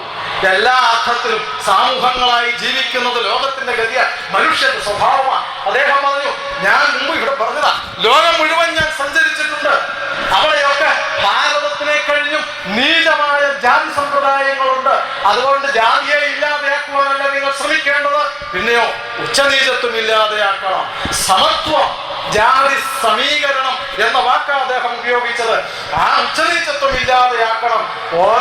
അങ്ങനെ ഇല്ലാതെയാക്കുന്നതിനാണ് നമ്മുടെ ഗുരുക്കന്മാർ മുഴുവൻ പരിശ്രമിച്ചത്. സ്വാമി വിവേകാനന്ദനും ശ്രീനാരായണ ഗുരുദേവനും ഒക്കെ പണിയെടുത്തത് ഉച്ചനീചത്വം ഇല്ലാതെയാക്കാനാ. ഏതെങ്കിലും ഒരു ജാതി അല്ല പണിയെടുത്തത്. അങ്ങനെ ഒരു തെറ്റിദ്ധാരണ നമുക്ക് വേണ്ട. കേരളത്തിൽ, ഭാരതത്തിൽ ഒരു ജാതിയും ജാതിക്കെതിരെ പണിയെടുത്തിട്ടില്ല. ഉച്ചനീചത്വം ഇല്ലാതെയാക്കുവാൻ ആരും പ്രയത്നിച്ചിട്ടില്ല. പിന്നെയോ ഓരോരുത്തരും ഐത്തം പാലിച്ചു. നമ്പൂരി മുതൽ നായാടി വരെ എല്ലാവരും ജാതി പാലിച്ചില്ലേ? നമ്പൂതിരി നായരെ അകറ്റി, നായർ ഈഴവനെ, ഈഴവൻ ആശാരിയെ, ആശാരി പുലയനെ, പുലയൻ പറയൻ വനവാസിയെ. വനവാസികൾ തമ്മിൽ വയനാട്ടിൽ പോയാൽ കാണാം, കുറിച്യൻ കുറുമന്റെ വീട്ടിൽ പോവില്ല, കുറുമൻ പണിയന്റെ വീട്ടിൽ പോവില്ല. അവർ തമ്മിൽ ഐത്തമുണ്ട്. എല്ലാവരും ഐത്തം പാലിക്കുകയാണ് ചെയ്തത്. ഗുരുദേവൻ ഒരിക്കൽ ഒരു അമ്പലത്തിന്റെ തർക്കം തീർക്കാൻ പോയി. തിരുവിതാംകൂറിൽ ഒരു അമ്പലത്തിൽ നടത്തുന്ന ഈഴവ സമുദായം നടത്തുന്ന അമ്പലമാണ്. ആ അമ്പലത്തിന്റെ ഒരു അഭിപ്രായ വ്യത്യാസം. തർക്കം തീർക്കാൻ ഗുരുദേവൻ വരണം എന്ന് നടത്തിപ്പുകാരെല്ലാവരും കൂടി പറഞ്ഞു. ഗുരുദേവൻ എത്തി. തർക്കത്തെ കുറിച്ച്, പ്രശ്നങ്ങളെ കുറിച്ച് ചർച്ച ചെയ്തുകൊണ്ടിരിക്കുമ്പോൾ അമ്പലത്തിന്റെ മതിലിന് പുറത്ത് കുറെ ആൾക്കാർ ഇങ്ങനെ കൂടി നിൽക്കുന്നു. അദ്ദേഹം ചോദിച്ചു, ആരാ അവർ? ശുഭ്രവസ്ത്രമൊക്കെ ആണല്ലോ ധരിച്ചിരിക്കുന്നത്, നല്ല വൃത്തിയായിട്ടുണ്ടല്ലോ, അവർ ആരാണ്? അവരെന്താ ഇങ്ങോട്ട് കയറാത്തത്? അപ്പൊ അമ്പലത്തിലുള്ളവർ പറഞ്ഞു, അവർ മുലയരാണ്, അവർക്ക് അമ്പലത്തിൽ കയറാൻ പാടില്ല. ഗുരുദേവൻ രണ്ടു പക്ഷം പിരിഞ്ഞാണല്ലോ തർക്കിക്കുന്നത്. ഒരു പക്ഷക്കാരോട് ചോദിച്ചു, അവരെ കയറ്റാൻ നിങ്ങൾക്ക് സമ്മതമാണോ? അയ്യോ, ഗുരുദേവൻ അങ്ങനെ പറയരുത്. മറ്റേ കൂട്ടരോട് ചോദിച്ചു, അവർ അമ്പലത്തിൽ വരുന്നത് നിങ്ങൾക്ക് വിരോധമുണ്ടോ? ഗുരുദേവൻ അങ്ങനെ പറഞ്ഞാൽ ബുദ്ധിമുട്ടാ, അപ്പൊ നിങ്ങൾ തന്നെ നടക്കില്ല, അപ്പൊ ഞാൻ എന്തിനാ ഇവിടെ ഇരിക്കുന്നത് എന്ന് പറഞ്ഞ് ഗുരുദേവൻ പോകാൻ തുടങ്ങി. അമ്പലത്തിൽ തങ്ങിലും താഴെയുള്ള ജാതിയെ കയറ്റാൻ സാധ്യമല്ല. തലശ്ശേരി ജഗന്നാഥ ക്ഷേത്രം ഉണ്ടാക്കിയപ്പോൾ അവിടെ തൊഴാൻ വന്ന ഹീനജാതിക്കാരെന്ന് പറയുന്നവരെ കയറ്റിയില്ല. ഗുരുദേവൻ പറഞ്ഞു അവരെ കയറ്റ്, സാധ്യമല്ല എന്ന് പ്രമാണിമാർ പറഞ്ഞു. അമ്പലത്തിന്റെ ഉത്തരവാദിത്വമുള്ളവർ അവർ പറഞ്ഞു. അവസാനം ഗുരുദേവൻ പറഞ്ഞു ഉത്സവത്തിന് വരട്ടെ, പിന്നെ പറഞ്ഞു മാസത്തിലൊരിക്കൽ വരട്ടെ. അങ്ങനെ ഘട്ടം ഘട്ടമായിട്ടാണ് അമ്പലത്തിൽ കയറ്റുവാൻ അവിടെ അനുവദിച്ചത്. എല്ലാ ജാതിയും ഓരോ ജാതിയും ഈ ഐത്തം പാലിക്കുകയായിരുന്നു. അതിനെ ഇല്ലാതെയാക്കുവാൻ നമ്മുടെ മഹാഗുരുക്കന്മാർ അത് ഏതെങ്കിലും ജാതിയിൽ പറക്കും, അത് നിവൃത്തികേടുകൊണ്ടാ, അല്ലാതെ ജനിക്കാൻ പറ്റുമോ? അവതാര പുരുഷന്മാരെ പോലെ ആകാശത്ത് നിന്ന് ഇറങ്ങി വരാൻ അങ്ങനെ ആരും ഇറങ്ങി വന്നിട്ടില്ല. ഭാരതത്തിൽ 1000 കൊല്ലം മുമ്പും വന്നിട്ടില്ല, കഴിഞ്ഞ യുഗത്തിലും വന്നിട്ടില്ല. ഏതെങ്കിലും യോനിയിൽ ഏതെങ്കിലും ജാതിയിലെ ജനിച്ചിട്ടുള്ളൂ. അങ്ങനെ വരുന്ന ഈ ഗുരുക്കന്മാരാണ് നമ്മുടെ ഉച്ചനീചത്വം ഇല്ലാതെയാക്കുവാൻ വേണ്ടി പ്രയത്നിച്ചത്. അതിനുവേണ്ടി പ്രസംഗമല്ല, പ്രവർത്തനമാണ് ആവശ്യം. വിവേകാനന്ദ സ്വാമികൾ പറഞ്ഞു 20,000 ടൺ പ്രഭാഷണത്തിന്റെ വകയുണ്ട്, 1/2 ഔൺസ് അനുഷ്ഠാനത്തിന്. 20,000 ടൺ നിങ്ങൾക്ക് പ്രസംഗിക്കാം. അപ്പൊ ഞാൻ ഏതാണ്ട് 1 ടൺ കണക്കിനൊക്കെ പ്രസംഗിക്കുന്നു. അത് പ്രസംഗിക്കാൻ വലിയ മടിയൊന്നുമില്ല. ആരോഗ്യം കുറവാണെങ്കിലും ശബ്ദം ഇങ്ങനെ വന്നോളൂ, അതിന് വലിയ ചെലവൊന്നുമില്ല. പിന്നെ പോയി വ്യായാമം ചെയ്താൽ മതിയല്ലോ, അല്ലെങ്കിൽ പ്രാണായാമം ചെയ്താൽ മതി. അത് പോരാ, 1/2 ഔൺസ് അനുഷ്ഠാനം. ഈ പറഞ്ഞ നന്മ വരുത്തുവാൻ, ഈ ഉച്ചനീചത്വം ഇല്ലാതെയാക്കുവാൻ ഡോക്ടർ ചിദംബരനാഥിന്റെ പേരിൽ ഒരു ആംബുലൻസ് ഇവിടെ ഏർപ്പെടുത്തിയല്ലോ. മാനവ സേവ മാധവ സേവ വിവേകാനന്ദ സ്വാമികളുടെ വാക്യമാണ്. ഈശ്വരനെ ആരാധിക്കുന്നെങ്കിൽ ആരാധിക്കേണ്ടത് അമ്പലത്തിൽ മാത്രം ഇരിക്കുന്ന ഈശ്വരനെയല്ല, പള്ളിയിൽ മാത്രം ഇരിക്കുന്ന ഈശ്വരനെയല്ല, പിന്നെയോ മനുഷ്യനിൽ, ജീവജാലങ്ങളിൽ ഈശ്വരനെ കാണുക. ഭാരതത്തിന്റെ മുഴുവൻ സന്ദേശങ്ങളാണ്. യോമാം സർവേഷു ഭൂതേഷു സന്തമാത്മാനമീശ്വരം ഹിത്വാർച്ചാം ഭജതേ മൗഢ്യാത് ഭസ്മന്യേവ ജുഹോതി സഹ. ഭാഗവതത്തിന്റെ സന്ദേശമാണ്. യോമാം സർവേഷു ഭൂതേഷു, സർവജീവജാലങ്ങളിലും സർവഭൂതങ്ങളിലും അടങ്ങിയിരിക്കുന്ന ഈശ്വരനെ ആരാധിക്കാതെ നടത്തുന്ന മറ്റാരാധനകളൊക്കെ സന്തമാത്മാനമീശ്വരം, അതിലൊക്കെ അടങ്ങിയിരിക്കുന്ന ഈശ്വരനെ ആരാധിക്കാതെ ഹിത്വാർച്ചാം ഭജതേ മൗഢ്യാത് ഭസ്മന്യേവ ജുഹോതി സഹ, ചാരത്തിൽ ഹോമിക്കുന്നതിന് തുല്യമാണ്. അതുകൊണ്ട് ഈശ്വര ആരാധന എന്നാൽ മനുഷ്യ സേവയാ, പ്രാണി സേവയാ, പ്രാണി രക്ഷയാ. അത് ചെയ്തു അനുഷ്ഠിച്ച് കാണിക്കുകയാണ് ഭാരതം. ഇവിടെ ഈ പാലായി ചിദംബരം ഡോക്ടറുടെ കഥ പറഞ്ഞു വന്ന് ഞാൻ വെറുതെ അല്ല. കൃത്യം 22 വർഷം മുൻപ് എങ്ങനെയാണ് ദാനവനെന്ന് വിചാരിക്കുന്നവനെ എങ്ങനെ രക്ഷിക്കണം, എങ്ങനെയാണ് തന്റെ കൂടെ തന്നിൽ ചേർത്ത് നിർത്തണം എന്നുള്ളതിന്റെ ഉദാഹരണം ഈ ഹിന്ദു സംഗമത്തിന്റെ തുടക്കക്കാരിൽ ഒരാളായ ഡോക്ടർ തന്നെയാണ് മാതൃക. 22 വർഷം മുൻപ് ഇടുക്കി ജില്ലയിൽ വട്ടവട എന്നും കോവിലൂരെന്നും എന്നൊക്കെ പറയുന്ന പ്രദേശങ്ങളിൽ, ആദിവാസി ഊരുകൾ, വാഹനം കടന്നു ചെല്ലാത്ത, ഭരണാധികാരികൾ ചെല്ലാത്ത പ്രദേശങ്ങളിൽ ഉരുൾപൊട്ടലുണ്ടായി. ഭീകരമായ ആക്രമണം, പ്രകൃതിയുടെ ദുരന്തം അടിച്ചു കയറി. ആ സമയത്ത് വൈകുന്നേരം 6:15 വാർത്തയിൽ റേഡിയോയിൽ അത് കേൾക്കുന്നു. ഇവിടെ കേരളം മുഴുവൻ കേട്ടു. ഉരുൾപൊട്ടൽ, ഭീകരമായ അപകടം, ആയിരക്കണക്കിന് മനുഷ്യർ അനാഥരാകുന്നു, രോഗികളാകുന്നു, മരിക്കുന്നു എന്ന് പറഞ്ഞ് വാർത്ത കേട്ട മാത്രയിൽ ചിദംബരം ഡോക്ടർ, ഇവിടെ അന്ന് സംഘത്തിന്റെ RSSന്റെ ഇവിടുത്തെ അധ്യക്ഷനാണ് അദ്ദേഹം. ആ സമയത്ത് അദ്ദേഹം കിട്ടിയ പ്രവർത്തകരെ കൂട്ടി, സംഘപ്രവർത്തകരെ കൂട്ടി ഒരു ജീപ്പ് വാടകയ്ക്കെടുത്ത് നേരെ വിട്ടു. ആശുപത്രിയിൽ അദ്ദേഹം നടത്തിയിരുന്ന ആശുപത്രിയിൽ ഉണ്ടായിരുന്ന മരുന്നെല്ലാം വാരി വണ്ടിയിൽ കയറ്റിയിട്ടു പോയി. വൈകുന്നേരം തന്നെ രാത്രിയിൽ ഇടുക്കിയുടെ ഈ പാതയോരങ്ങളിൽ ചെന്നപ്പോ ഫോറസ്റ്റുകാർ തടഞ്ഞു, പോകരുത്. പോലീസ് സ്റ്റേഷനിൽ പോയി ആവശ്യപ്പെടുവാൻ പറഞ്ഞു, നിങ്ങൾ അവിടെ പോകാൻ പറഞ്ഞു. പോലീസ് സ്റ്റേഷനിൽ പോയി പോലീസുകാർ പറഞ്ഞു പോകരുത്. വഴികളെല്ലാം പൊട്ടിപ്പൊളിഞ്ഞു കിടക്കുന്നു, മരങ്ങൾ ഇടിഞ്ഞു പൊളിഞ്ഞു കിടക്കുന്നു, വാഹനം പോകുവാൻ സാധ്യമല്ല. തന്നെയുമല്ല, കാട്ടാനകൾ മുഴുവൻ ഇറങ്ങിയിട്ടുണ്ടാവും. ഈ പ്രകൃതി ദുരന്തത്തിന്റെ അവസ്ഥ കണ്ടിട്ട് അതുകൊണ്ട് അപകടമാണ്, ജീവൻ പോലും നഷ്ടപ്പെടും എന്ന് പറഞ്ഞപ്പോ ഡോക്ടറും കൂടെ ഉണ്ടായിരുന്ന സ്വയം സേവകന്മാരും പറഞ്ഞു, ഡോക്ടർ പറഞ്ഞു നിങ്ങൾ എന്ത് തടഞ്ഞാലും ശരി ഞങ്ങൾ അവിടെ പോകും. വാഹനം കുറെ ഓടിച്ച് രാത്രിയിൽ പോയി ഇരുട്ടത്ത് പോയത്ര കുറെ പോയപ്പോ വഴി മുഴുവൻ മരങ്ങൾ മറിഞ്ഞു കിടക്കുന്നു, പൊട്ടിപ്പൊളിഞ്ഞു കിടക്കുന്നു. അവിടെ വണ്ടി ഇട്ടിട്ട് ജീവൻ പണയപ്പെടുത്തി കാട്ടാനോ എന്താ വരുന്നതെന്ന് എന്തെങ്കിലും സംഭവിക്കട്ടെ എന്ന് വിചാരിച്ചിട്ട് മരണം തന്നെ വന്നാലും മലയോട് തുല്യം നിൽക്കൂ നീ എന്ന് പാടിപ്പടിച്ച അദ്ദേഹവും പ്രവർത്തകരും രാത്രിക്ക് രാത്രി മണിക്കൂറുകൾ മുഴുവൻ നടന്ന് വെളുപ്പാറായപ്പോഴാണ് വട്ടവട കോളനിയിൽ, അങ്ങനെയാണ് വട്ടവട എന്നൊരു കോളനിയെ കുറിച്ച് കേരളീയർ കേൾക്കുന്നത്. വട്ടവട കോളനിയിലെത്തി ആദിവാസികൾ എന്ന് നിങ്ങൾ പറഞ്ഞ് ആക്ഷേപിക്കുന്ന അപരിഷ്കൃതർ, വേഷമില്ലാത്തവർ, വസ്ത്രം ധരിക്കാത്തവർ, വികൃതരായവർ, ഒന്നുമില്ലാത്തവർ, ആ പാവങ്ങളെ, ചെളിയിൽ പൂണ്ട് കിടക്കുന്ന ശവങ്ങളെ, രോഗം കൊണ്ട് കിടക്കുന്നവരെ, അപകടത്തിൽപ്പെട്ട് കയ്യും കാലും ഒടിഞ്ഞു കിടക്കുന്നവരെ കൈക്കുമ്പിളിൽ കോരിയെടുത്ത ആ പ്രവർത്തകർ ചാക്ക് കമ്പിൽ കെട്ടി, മരക്കമ്പിൽ കെട്ടി സ്ട്രക്ചർ പോലെയാക്കി അവിടെ നിന്ന് ചുമന്ന് മണിക്കൂറുകൾ ചുമന്ന് ഈ നഗരത്തിൽ കൊണ്ടുവന്ന് അവിടെ വാഹനമാർഗത്തിൽ കൊണ്ടുവന്ന് കോട്ടയം മെഡിക്കൽ കോളേജിൽ കൊണ്ടുപോയിട്ട് ആഴ്ചകളോളം, മാസങ്ങളോളം ചികിത്സിച്ചു. ആ സ്ത്രീകളെ, ആ അമ്മമാരെ, ആ കുഞ്ഞുങ്ങളെ, ആ അനാഥരെ മാറോട് ചേർത്ത് പിടിച്ച് അവരെ പരിചരിച്ച് ജീവൻ തിരിച്ചു നൽകി. തീർന്നില്ല, സേവനം മതിയാക്കി പോന്നില്ല, അവിടെ നിന്നു ആഴ്ചകളോളം, മാസങ്ങളോളം. ചങ്ങനാശ്ശേരിയിൽ, ഞാനൊന്ന് ചങ്ങനാശ്ശേരി പ്രവർത്തിക്കും, അവിടെ നിന്നും ഒക്കെ പ്രവർത്തകർ പോയി. അവിടെ പോയി മാസങ്ങളോളം അവിടെ നിന്ന് കിണറില്ലാത്ത പാവങ്ങൾക്ക് ശുദ്ധജലം കിട്ടുവാൻ കിണർ കുഴിച്ച്, വീടുകൾ നഷ്ടപ്പെട്ടവർക്ക് വീട് വെച്ചു കൊടുത്ത്, വഴിവെട്ടി കൊടുത്ത്, ആശുപത്രി ഉണ്ടാക്കി. ഇന്നവിടെ മനുഷ്യ ജീവിതമുണ്ട്, മനുഷ്യ ജീവിതം. ആ സ്ഥലങ്ങളിൽ, കോവിലൂരെന്നൊക്കെ പറയുന്ന ആ പ്രദേശങ്ങളിൽ അത് കഴിഞ്ഞ് 24-32 മണിക്കൂറിന് ശേഷമാണ് സർക്കാരും പോലീസും പോലും അവിടെ എത്തിയത്. എങ്ങനെ അനുഷ്ഠിക്കണം? 10,000 ടൺ പ്രസംഗമല്ല, അര ഔൺസിന്റെ അനുഷ്ഠാനം. ആ അനുഷ്ഠാനം ചെയ്യ. പ്രസംഗിച്ചാ പോരാ, പാവങ്ങൾക്ക് വേണ്ടി പ്രസംഗിക്കുകയല്ല. ജാതി പ്രശ്നം പറഞ്ഞ് നമ്മളെ തമ്മിൽ തല്ലിക്കുന്ന, പോരാ നമ്മളെ ദുർബലപ്പെടുത്തുന്നവരോട് എനിക്ക് ഏറ്റവും എളിമയായി പറയാനുള്ളത്, അങ്ങനെ ഇപ്പോഴും ചില പരിഷ്കരണവാദികൾ നമ്മുടെ നാട്ടിലുണ്ട്, ഈ കേരളത്തിലുണ്ട്. അവരോട് എനിക്ക് അഭ്യർത്ഥിക്കുവാനുള്ളത്, വിവേകാനന്ദ സ്വാമികൾ പറഞ്ഞത് തന്നെയാണ്.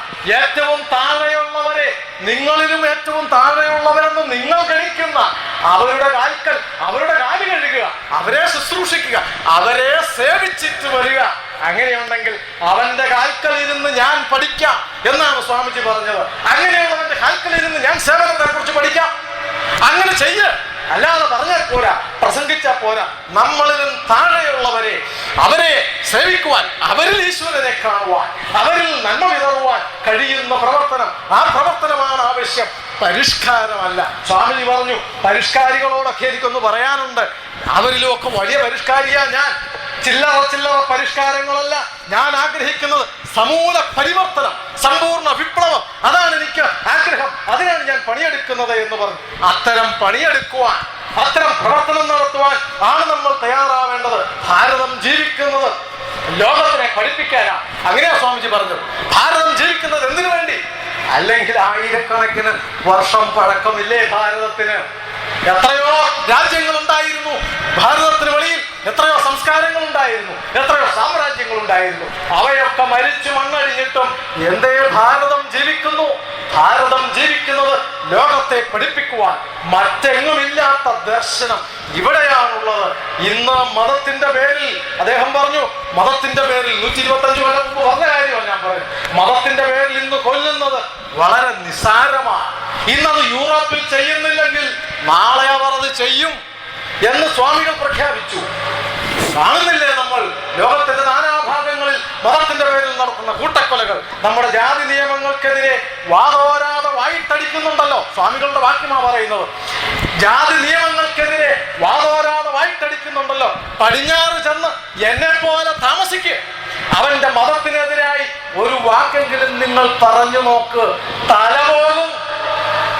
പാലായിലും തൊടുപുഴയിലുമാണ് കൈ പോകും എന്ന് പറയുന്നതായിരിക്കും ശരിയാവുക. തലപോകും. മറ്റു രാജ്യങ്ങളിൽ പോയി ഈ വിശാലത പറയുന്നവർ, അന്യ രാജ്യങ്ങളിൽ പോയി അവരുടെ മതത്തിനെതിരെ ഒരു വാക്കുരിയാടി നോക്ക്, ഒന്ന് നിലനിൽക്കാൻ പോലും കഴിയില്ല. വിവേകാനന്ദ സ്വാമികളുടെ കഴുത്തിന് പിടിച്ച് തള്ളിയിട്ടുണ്ട് ഇവൻ നീഗ്രോയാണെന്ന് പറഞ്ഞിട്ട്. അതുപോലെ നിങ്ങൾക്കൊക്കെ ഉണ്ടാവും. അതുകൊണ്ട് ഈ മതത്തിന്റെ പേരിൽ ഉണ്ടാവുന്ന എല്ലാ തകർച്ചകൾക്കും നിന്നും രക്ഷപ്പെടുവാൻ എല്ലാവർക്കും കൂടി ഒരു വഴിയേ ഉള്ളൂ എന്ന് പറയുന്നത് മര്യാദയാണോ? ജീവിക്കാൻ കഴിയുമോ? എല്ലാ മതങ്ങളും നശിക്കും, ഒറ്റ മതം മാത്രം ശരിയെന്ന് പഠിപ്പിച്ചാൽ എല്ലാ സംസ്കാരവും നശിക്കും, എല്ലാ ചിന്തകളും ഇല്ലാതെയാവും, ലോകം തന്നെ നശിക്കുമെന്നാണ് വിവേകാനന്ദ സ്വാമികൾ പറഞ്ഞത്. ലോകം മുഴുവൻ നശിച്ചു പോകും ഒരൊറ്റ വഴി മാത്രമാണ് ശരിയെന്ന് പറഞ്ഞാൽ, ഒരൊറ്റ മതം മാത്രമാണ് ശരിയെന്ന് പറഞ്ഞാൽ, ഒരൊറ്റ ദൈവം മാത്രമേ ഉള്ളൂ എന്ന് പറഞ്ഞാൽ ലോകം മുഴുവൻ നശിക്കുന്നതിന് കാരണമായി അത് മാറും. മറ്റൊരാളുടെ വിശ്വാസത്തെ അംഗീകരിക്കാൻ കഴിയാത്തവരാണ് സ്നേഹത്തെക്കുറിച്ച് പ്രസംഗിക്കുന്നത് പോലും പരിഹാസം തോന്നുന്നു എന്നാ സ്വാമിജി പറഞ്ഞത്. നിങ്ങളുടെ വഴിയെ പോകുവാൻ നിങ്ങളെ അനുവദിക്കാത്തവരാണോ സ്നേഹത്തെക്കുറിച്ച് പറയുന്നത്? അതുകൊണ്ട് സ്നേഹത്തെക്കുറിച്ച് പറയുന്നതിന് മുമ്പ് നിങ്ങളെ ജീവിക്കുവാൻ അനുവദിക്കണം. പരിഹാരം ഭാരതത്തിന്റെ സന്ദേശം മാത്രമാണ്. ഇവിടെ മാത്രം അദ്ദേഹം പറഞ്ഞു, ഭാരതത്തിൽ മാത്രമാണ് നമ്മുടെ മതത്തെ, ആ നാട്ടിലുള്ള മതത്തെ അപലപിക്കാൻ വന്നവർക്ക് മന്ദിരങ്ങളും പള്ളികളും കെട്ടിക്കൊടുത്തത്. ലോകത്തിൽ മറ്റേതെങ്കിലും രാജ്യത്തുണ്ടോ? ഇല്ല, ഒരു രാജ്യത്തും അങ്ങനെ ചെയ്തില്ല. അങ്ങനെ നിന്ദിക്കാൻ ചെന്നാൽ അപ്പോൾ കഴുത്ത് കണ്ടിക്കും. ഭാരതത്തിൽ മാത്രമാണ് നമ്മളെ നിന്ദിക്കാൻ, ഈ നാടിനെ നിന്ദിക്കാൻ വന്നവർക്ക് ആരാധനാലയങ്ങൾ കെട്ടിക്കൊടുത്തത്. എല്ലാ മതങ്ങളും അംഗീകരിക്കപ്പെടുമ്പോൾ ഞാൻ മുമ്പേ പറഞ്ഞതുപോലെ എല്ലാ മതവും ശരിയാണ്, എല്ലാ മതങ്ങളും വേണം എന്നല്ല, എല്ലാ മതവും ശരിയാണ് എന്ന് അംഗീകരിക്കുമ്പോഴേ ലോക സമാധാനം ഉണ്ടാകൂ. ആ ലോക സമാധാനത്തിന്റെ സന്ദേശം ആകാശപതിതം തോയം ഉദാഗച്ഛതി സാഗരം സർവദേവ നമസ്കാരം കേശവം പ്രതിഗച്ഛതി എന്ന് പറയുന്നത് പോലെ, ഭഗവത്ഗീതയുടെ സന്ദേശം പോലെ ആരാര് ഈശ്വരനെ ആരാധിക്കുന്നുവോ അതാദീശ്വരനിലൂടെ നിങ്ങൾക്ക് മോക്ഷമടയാം എന്ന് പറഞ്ഞ ആ മന്ത്രമുണ്ടല്ലോ, യോ യോ യാം യാം തനും ഭക്ത ശ്രദ്ധയാർച്ചുമിച്ഛതി തസ്യ തസ്യാചലാം ശ്രദ്ധ താമേവ വിധതാമ്യഹം. ഭഗവത്ഗീതയുടെ സന്ദേശമാണ്. നിങ്ങൾക്ക് ഏത് മതത്തിൽ വിശ്വസിക്കാം, ഏത് ഈശ്വരനെയും ആരാധിക്കാം, അതിലൂടെ മാത്രമേ ലോക സമാധാനം ഉണ്ടാകൂ എന്ന് പറഞ്ഞില്ലേ അദ്ദേഹം. നമ്മുടെ ഈ ദർശനത്തിൽ, ഈ ന്യായ ദർശനത്തിൽ ഒന്നുണ്ടല്ലോ, സ്വരശ്രുതി ന്യായം എന്ന് ചിലരെങ്കിലും കേട്ടിട്ടുണ്ടാവും. എന്താ? സപ്തസ്വരങ്ങളെന്ന് കേട്ടിട്ടുണ്ടല്ലോ. സപ്തസ്വരം, ആ സപ്തസ്വരം ആരുടെ ശബ്ദങ്ങളാ? ദേവസഭാതലം രാഗിലമാക്കുവാൻ എന്നൊക്കെ പറഞ്ഞൊരു പാട്ടുണ്ടല്ലോ, സിനിമാ പാട്ട്. അതിനകത്ത് ഈ വാക്കുകൾ പറയുന്നുണ്ട്. ഷഡ്ജം, വൃഷഭം, ഗാന്ധാരം, മധ്യമം, ഇങ്ങനെ കുറെ പേരുകളുണ്ട്. എന്താ ഇത്? ആരാണ്? ആരുടെ ശബ്ദം? സരിഗമ പദനി എന്നുള്ള 7 സ്വരം കേൾക്കാൻ സുന്ദരമുള്ള ജീവികളുടെ ശബ്ദമൊന്നും അല്ല, കാളയുടെ ശബ്ദം. കാള അമറിയ എങ്ങനെ ഉണ്ടാവും?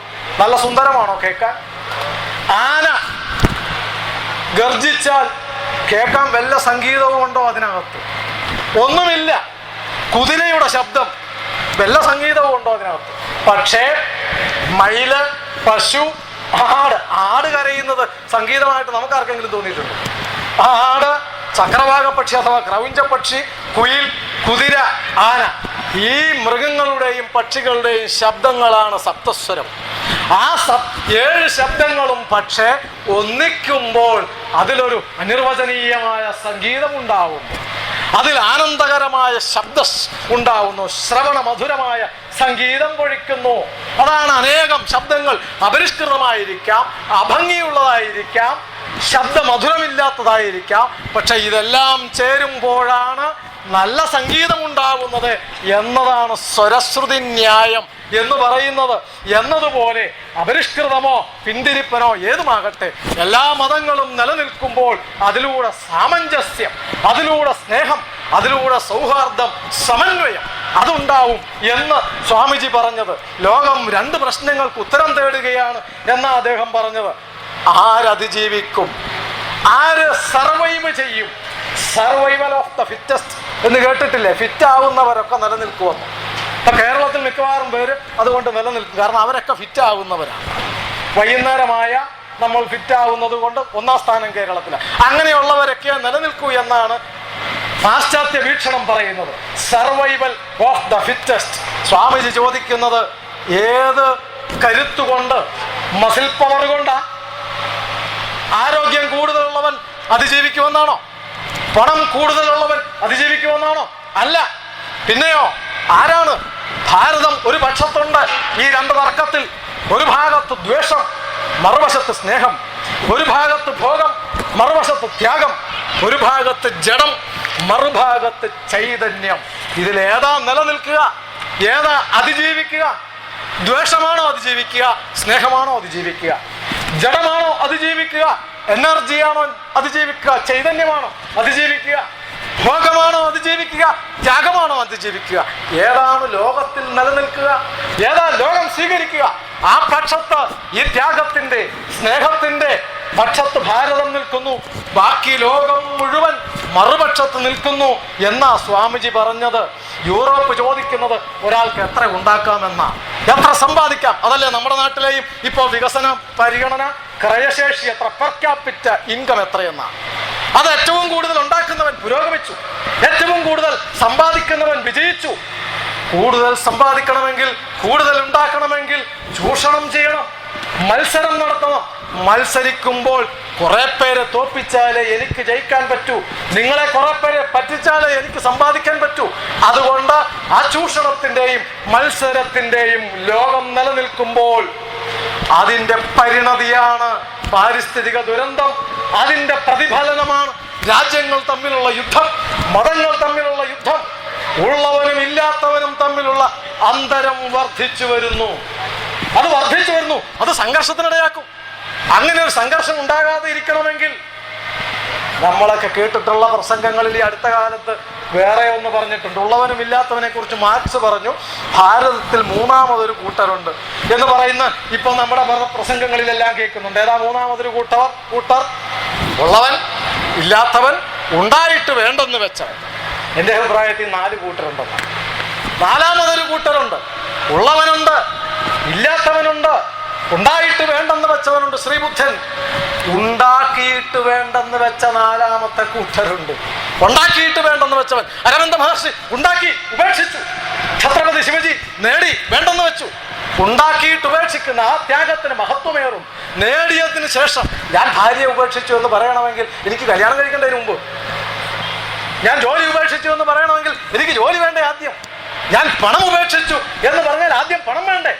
അതുകൊണ്ട് സ്വാമികൾ പറഞ്ഞു, ത്യാഗത്തിന്റെ സന്ദേശം പഠിപ്പിക്കുന്നതിന് മുൻപ് നേടുവാനുള്ളതും കൂടി പഠിപ്പിക്കണം.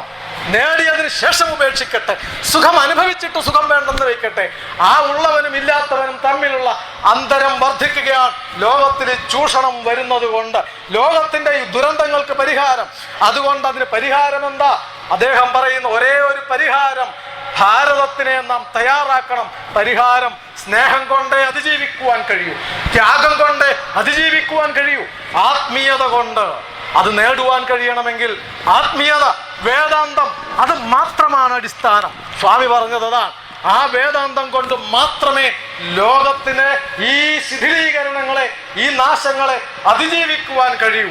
അതുകൊണ്ട് ഞാൻ പറയാൻ ആഗ്രഹിച്ചത്, ഇത്രയും നേരം പറയാൻ ശ്രമിച്ചത്, നാം എപ്പോഴും ചെറിയ ചെറിയ കാര്യങ്ങളിൽ മാത്രം നിർമ്മിച്ചാൽ പോരാ. കൊച്ചു കൊച്ചു കാര്യങ്ങൾ വേണം, പക്ഷെ അത് പോരാ. നമ്മളെപ്പോഴും ചർച്ച ചെയ്യുന്നു. എന്തൊക്കെ ചർച്ച ചെയ്യുന്നത്? വെള്ളം കൈ കഴുകുവാൻ ഇടത് കൈ കൊണ്ടെടുക്കണോ വലത് കൈ കൊണ്ടെടുക്കണോ? കുറി തൊടേണ്ടത് ഏത് വിരല് കൊണ്ടാണ്? അമ്പലത്തിന് എത്ര പ്രദക്ഷിണം വെച്ചാലാണ് ഗണപതി പ്രസാദിക്കുക? ഊണ് കഴിഞ്ഞാൽ ഇല അങ്ങോട്ട് മടക്കണോ ഇങ്ങോട്ട് മടക്കണോ? ഇതൊക്കെയാണ് നമ്മുടെ ചർച്ച. അമ്പലത്തിൽ ആനയാകാവോ? വേണമെങ്കിൽ എത്രയാകാം? ഇതൊക്കെ ചർച്ച ചെയ്ത് ഭാരതം ആയുസ് കളയണോ? വേണം. അറിവില്ലാത്തവന്റെ മുമ്പിൽ അത് പറഞ്ഞു തുടങ്ങണം. ഏറ്റവും ആദ്യം അതാ തുടങ്ങേണ്ടത്. പക്ഷേ മരണം വരെ അത് തന്നെ പറയണോ? നൂറ്റാണ്ടുകളായി, സഹസ്രാബ്ദങ്ങളായി നിലനിന്നു പോരുന്ന ഒരു മഹാ സംസ്കാരത്തിന്റെ ഉടമകൾ ഇത് തന്നെ പറഞ്ഞുകൊണ്ട് ഈ ആചാരങ്ങളിലും മാത്രം കെട്ടുപണഞ്ഞ് കിടന്നാൽ മതിയോ? അതിനപ്പുറം നമുക്കൊരു ദൗത്യമില്ലേ? ആ ദൗത്യം ഏറ്റെടുത്ത് ലോകത്തിന് വിതരണം ചെയ്യണം. അതിനു മുമ്പ് നാം സ്വയം തയ്യാറാവണം. ഏതാണ് ദൗത്യം? ഭാരതത്തിന്റെ മഹത്തായ ഈ അറിവ് ലോകത്തിന് നൽകണം. അതാണ് വേദാന്തം. ലോകത്തിന്റെ മുഴുവൻ പ്രശ്നങ്ങൾക്കുമുള്ള ഒരേ ഒരു പരിഹാരം ലോകത്തിനെ വേദാന്തം പഠിപ്പിക്കുക എന്ന. വേദാന്തം പഠിപ്പിക്കുക എന്ന് പറഞ്ഞാൽ വിഡ്ഢികളാവുക എന്നല്ല. പൂജാമുറിയിലിരുന്ന് കണ്ണടച്ചിരിക്കുന്നതിനല്ല വേദാന്തം എന്ന് പറയും. ഒരു നാട്ടുംപുറത്തുകാരൻ, പാലായിൽ നിന്ന് ഒരാൾ പണ്ടൊരു നാട്ടുംപുറത്ത് വളരെ ഉള്ളിലുള്ള ഒരു കർഷകൻ പണ്ട് മകനെ പഠിപ്പിക്കാൻ വിട്ടു. 10ാം ക്ലാസ്സൊക്കെ പണ്ടൊക്കെ നാട്ടിൽ പഠിപ്പിച്ചിരുന്നു. ഇവനേതായാലും നന്നായി പഠിക്കുന്ന കണ്ടപ്പോൾ എൻ്റെ മോൻ ഇനി വാഴയൊക്കെ നട്ട് ജീവിതം കളയണ്ടെന്ന് വിചാരിച്ച് നഗരത്തിൽ കുറെ കാലം മുമ്പാ, ഇപ്പോഴല്ല, അതുകൊണ്ട് നഗരത്തിൽ തിരുവനന്തപുരത്ത് പഠിക്കാൻ അയച്ചു. പഠിക്കാൻ കിട്ടിയ വിഷയം അവൻ ഏതെടുക്കണമെന്നൊന്നും അറിയില്ലല്ലോ. മുമ്പേ ശ്രീ ജയസൂര്യൻ പറഞ്ഞതുപോലെ ഏതെടുക്കണമെന്നൊന്നും പറയാൻ അച്ഛനോട് പറയാനോ മകനോട് പറയാനോ ഒന്നുമില്ല. ആദ്യമായിട്ടാണ് നാട്ടിൽ നിന്ന് ഒരാൾ കോളേജിൽ പോകണം. അവന് കിട്ടിയ വിഷയം വേദാന്തമാണ്. വേദാന്തമാണ് വേദാന്തം. അവനത് ഒറ്റമുണ്ടും ഒക്കെ കൊടുത്ത് ഷർട്ടും ഒക്കെ ഇട്ടാ പോയത്. നാട്ടും പുറത്തുകാരൻ, കൃഷിക്കാരൻ്റെ മകൻ, വലിയ കാശൊന്നുമില്ല. അങ്ങനെ കഷ്ടിപിഷ്ടി അങ്ങനെ തിരുവനന്തപുരത്ത് വേദാന്തം പഠിച്ചു. ഒരു 6 മാസം കഴിഞ്ഞു. പഠനം കുറേയൊക്കെ ആയി. 1 വർഷം കഴിഞ്ഞപ്പോൾ ലീവിന് അവധിക്ക് അവൻ നാട്ടിൽ വന്നപ്പോൾ ആകെ ഒരു മാറ്റം. അച്ഛൻ ചോദിച്ചു, എന്ത് പറ്റിയടാ നിനക്ക്? നിർവികാരമായ കണ്ണുകൾ. അയഞ്ഞു തൂങ്ങിയ വസ്ത്രങ്ങൾ, ഛപ്രശ മുടികൾ, മുടി വെട്ടിയിട്ട് മാസങ്ങളായി, എണ്ണ തേച്ചിട്ടും കുളിച്ചിട്ടും ഒത്തിരി കാലമായി എന്ന് തോന്നുന്ന തരത്തിൽ വേഷം മുഷിഞ്ഞ് നാറി വിദൂരതകളിൽ കണ്ണും നട്ട് നിർവികാരമായി പദം വെച്ച് വീട്ടിലേക്ക് വരുന്നത് കണ്ടപ്പോഴേ അച്ഛന് തോന്നി എന്താ കുഴപ്പമുണ്ടോ. വീട്ടിൽ കയറി വന്ന മോനോട് അച്ഛൻ ചോദിച്ചു, എടാ മോനെ നിനക്കെന്ത് പറ്റി? അവൻ നിർവികാരമായി അച്ഛനെ ഒന്ന് നോക്കി. നീ എന്തോ പഠിക്കുന്നേ? വീണ്ടും പരിഹാസപൂർവം വീണ്ടും ഒന്നുകൂടെ അച്ഛനെ നോക്കി. അച്ഛനെ വേവലാതി അതിന് വട്ടുപിടിച്ചോ. അച്ഛൻ ചോദിച്ചു, എടാ നീ പറ എന്താ പഠിക്കുന്നതെന്നൊന്ന് പറഞ്ഞു തുലയ്ക്ക്. അച്ഛന് മനസ്സിലാവില്ല. എന്തെങ്കിലും ആവട്ടെ, നീ ഒന്ന് പറയും. അച്ഛനില്ല. അച്ഛനില്ല. ചങ്ക് തകർന്നു പോയി അച്ഛൻ. ഒറ്റ മകനേ ഉള്ളൂ. അച്ഛൻ മാത്രമല്ല അടുക്കളയിൽ കഞ്ഞി വെക്കുന്ന അമ്മയും ഇല്ല. ഇത് കേട്ടുകൊണ്ട് അമ്മ എല്ലാവരും കൊണ്ടുവന്നു. എന്ത് തോന്നിവാസമാണ് പറയുന്നത്? നിന്നെ പഠിപ്പിച്ചു വലുതാക്കി ഇത്ര വലുതാക്കിയ ഞങ്ങളില്ലെന്നാണോ നീ പറയുന്നത്? അപ്പൊ അമ്മയെ നോക്കിയവൻ പറഞ്ഞു, വെറുതെയല്ല, ഈ മരങ്ങളില്ല, ഈ വീടുകളില്ല, ഈ കന്നുകാലിക്കൂട്ടി നിൽക്കുന്ന പശുക്കളില്ല, കന്നുകാലിക്കൂടില്ല, ഒന്നുമില്ല അച്ഛാ, എല്ലാം മായയാണ്. സങ്കടവും ദേഷ്യവും എല്ലാം സഹിക്കവയ്യാതെ മുറ്റത്ത് കിടന്നിരുന്നൊരു വിറകും തടി എടുത്തിട്ട് നിനക്കിട്ടോ ഒറ്റയടി വെച്ച് കൊടുത്തപ്പോ അയ്യോ അമ്മേ എന്നിവൻ വിളിച്ചു. അപ്പൊ അച്ഛൻ വേദാന്തം പഠിച്ചു കഴിഞ്ഞായിരുന്നു. അച്ഛൻ ചോദിച്ചടാ, ഇല്ലാത്ത അച്ഛൻ ഇല്ലാത്ത മകനിട്ട് ഇല്ലാത്ത മുട്ടവടി കൊണ്ട് ഇല്ലാത്ത തലക്കിട്ടൊന്ന് തല്ലിയാൽ നീ എന്തിനാ കരയുന്നത്? ഇതല്ല വേദാന്തം.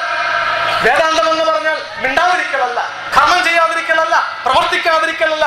വേദാന്തം എന്ന് പറയുന്നതാണ് കർമ്മത്തെ ഏറ്റവും നല്ല കർമ്മമാക്കി മാറ്റുന്നത്. സ്വാമികൾ പറഞ്ഞു, മുക്കുവനെ വേദാന്തം പഠിപ്പിച്ചാൽ നല്ല മുക്കുവനായി മാറും, വിദ്യാർത്ഥിയെ വേദാന്തം പഠിപ്പിച്ചാൽ നല്ല വിദ്യാർത്ഥിയായി മാറും, ഡോക്ടറെ വേദാന്തം പഠിപ്പിച്ചാൽ നല്ല ഡോക്ടറായിട്ട് മാറും, നല്ല രാഷ്ട്രീയക്കാരനെ വേദാന്തം പഠിപ്പിച്ചാൽ നല്ല ഭരണാധികാരിയായി നല്ല ജനപ്രതിനിധിയായി മാറും. വേദാന്തം ഓരോരുത്തരെയും പഠിപ്പിക്കുക, എല്ലാവരിലും വേദാന്തം എത്തട്ടെ.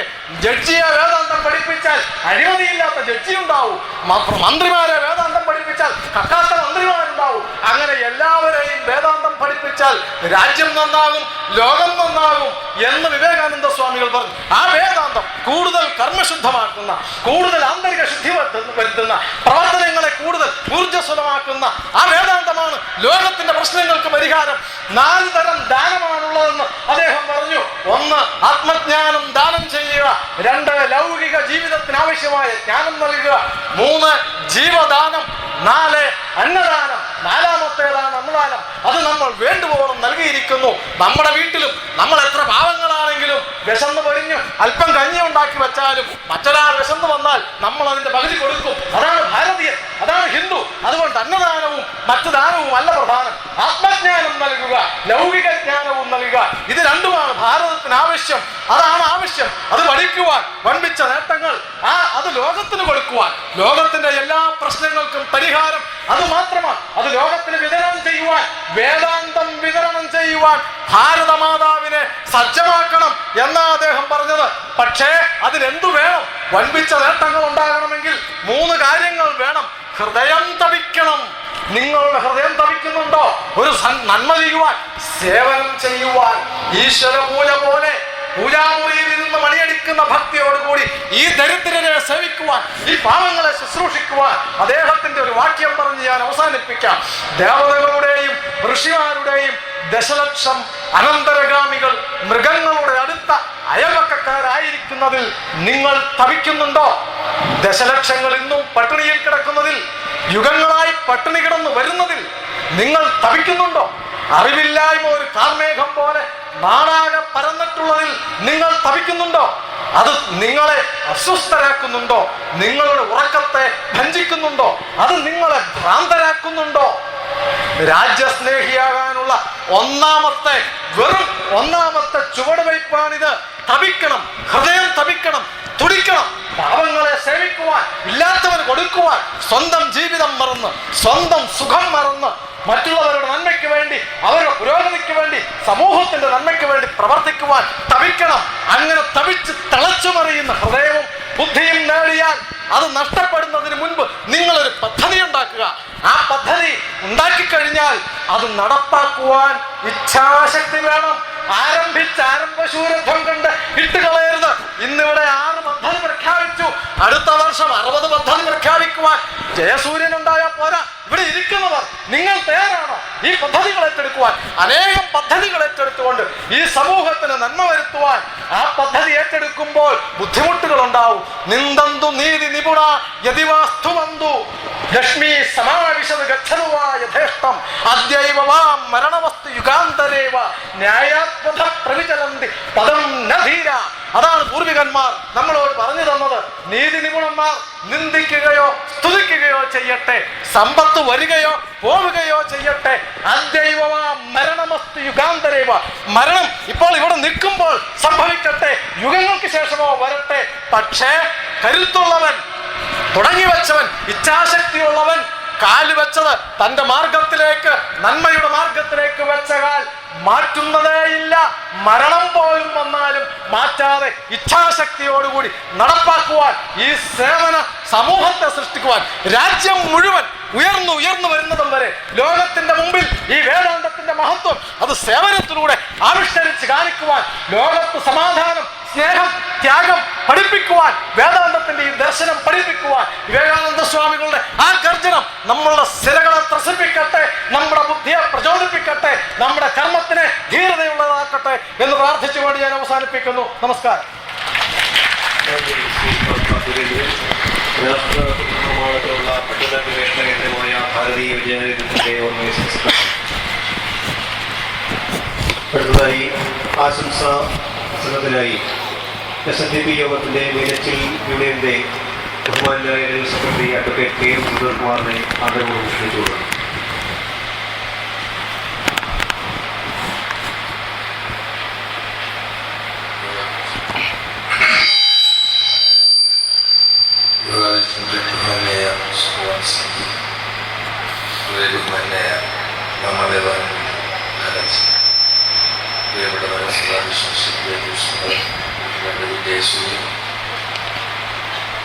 പ്രിയപ്പെട്ട ശ്രീ മനോജ്, പ്രിയപ്പെട്ട ശ്രീ രാജേന്ദ്രന്റെ മറ്റൻ ഡോക്ടർ മഹാദേവൻ, ഇപ്പോൾ ഇവിടെ വലിയ ഒരു പ്രഭാഷണവും ഞാൻ സ്വദേശത്തും വിദേശത്തും പുസ്തകം നടത്താൻ പോകുന്നില്ല. പക്ഷെ ഞാൻ ഞെട്ടിപ്പോയി, ഒരു വേദനയായിട്ട് ചാടി. കസേരയുടെ കുഴപ്പമൊന്നുമില്ലേ? ഇരുന്ന് ഞങ്ങളുടെ ആദ്യമായിട്ടാണ് ഇത് വയ്ക്കുന്നത്. സ്വാമിജിയുടെ ആരോടെ സംസാരിക്കുന്ന സംഘാടകല്ലേ മാധവസേവ മാനവസേവ ഓർമ്മ പറഞ്ഞു.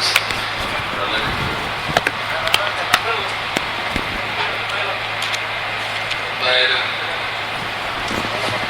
ശ്രീ ഗാഭാസുരത്തിനുള്ള ആളുകൾ സമൂഹത്തിന് ആവശ്യമാണ്. അദ്ദേഹത്തിന്റെ പ്രസംഗം പണ്ട് കൊയ്ത്തുകാരുണ്ടായിരുന്നു. കൊയ്ത്തുകാരി പാട്ടുപാടി പോയി നെൽവാള് കൊടുക്കുമ്പോൾ കൊയ്ത്തുകാരിയുടെ കയ്യിൽ നിന്ന് അറിയാതെ ഒഴിഞ്ഞു പോകാൻ ആ കൊയ്ത്ത് കഴിയുമ്പോൾ തീർക്കുമ്പോൾ ചെറിയ കെട്ട്. ഇപ്പൊ ഈ കൊയ്ത്തുകാരില്ലാത്തത് മെഷീൻ വെച്ചാൽ കൊയ്ത്ത് ഒഴിഞ്ഞു പോകും. ശ്രീ കാഭാസുരത്തിന് വർത്തമാനം പറഞ്ഞപ്പോൾ ഒഴിഞ്ഞു പോകാൻ ഇന്ത്യ എവിടെ എന്താ പറയേണ്ടത് അറിയാൻ. എന്തായാലും ഇതിന് ദീർഘകാലം ഇത്തരത്തിലുള്ള വലിയ ഒരു ഇൻസ്പിറേഷൻ, വലിയൊരു മോട്ടിവേഷൻ ഉണ്ടാക്കാൻ സാധിച്ചിട്ടുണ്ട്. പലതും അദ്ദേഹം പറഞ്ഞു പോയിട്ടുണ്ട്. ഹിന്ദു മഹാസമ്പർക്ക സംഗമം വിളിച്ചുകൊണ്ട് ആളുകളുമായി കുറെ പ്രശ്നങ്ങൾ പ്രവൃത്തിയാണ് ആവശ്യം. ആരും പ്രസംഗിക്കാം. പ്രസംഗം കൊണ്ട് ഒരു കാര്യം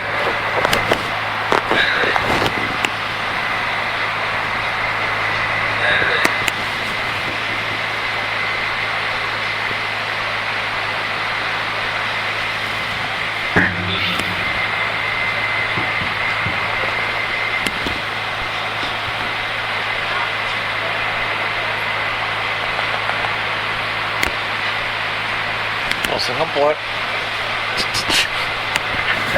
ഇവിടെ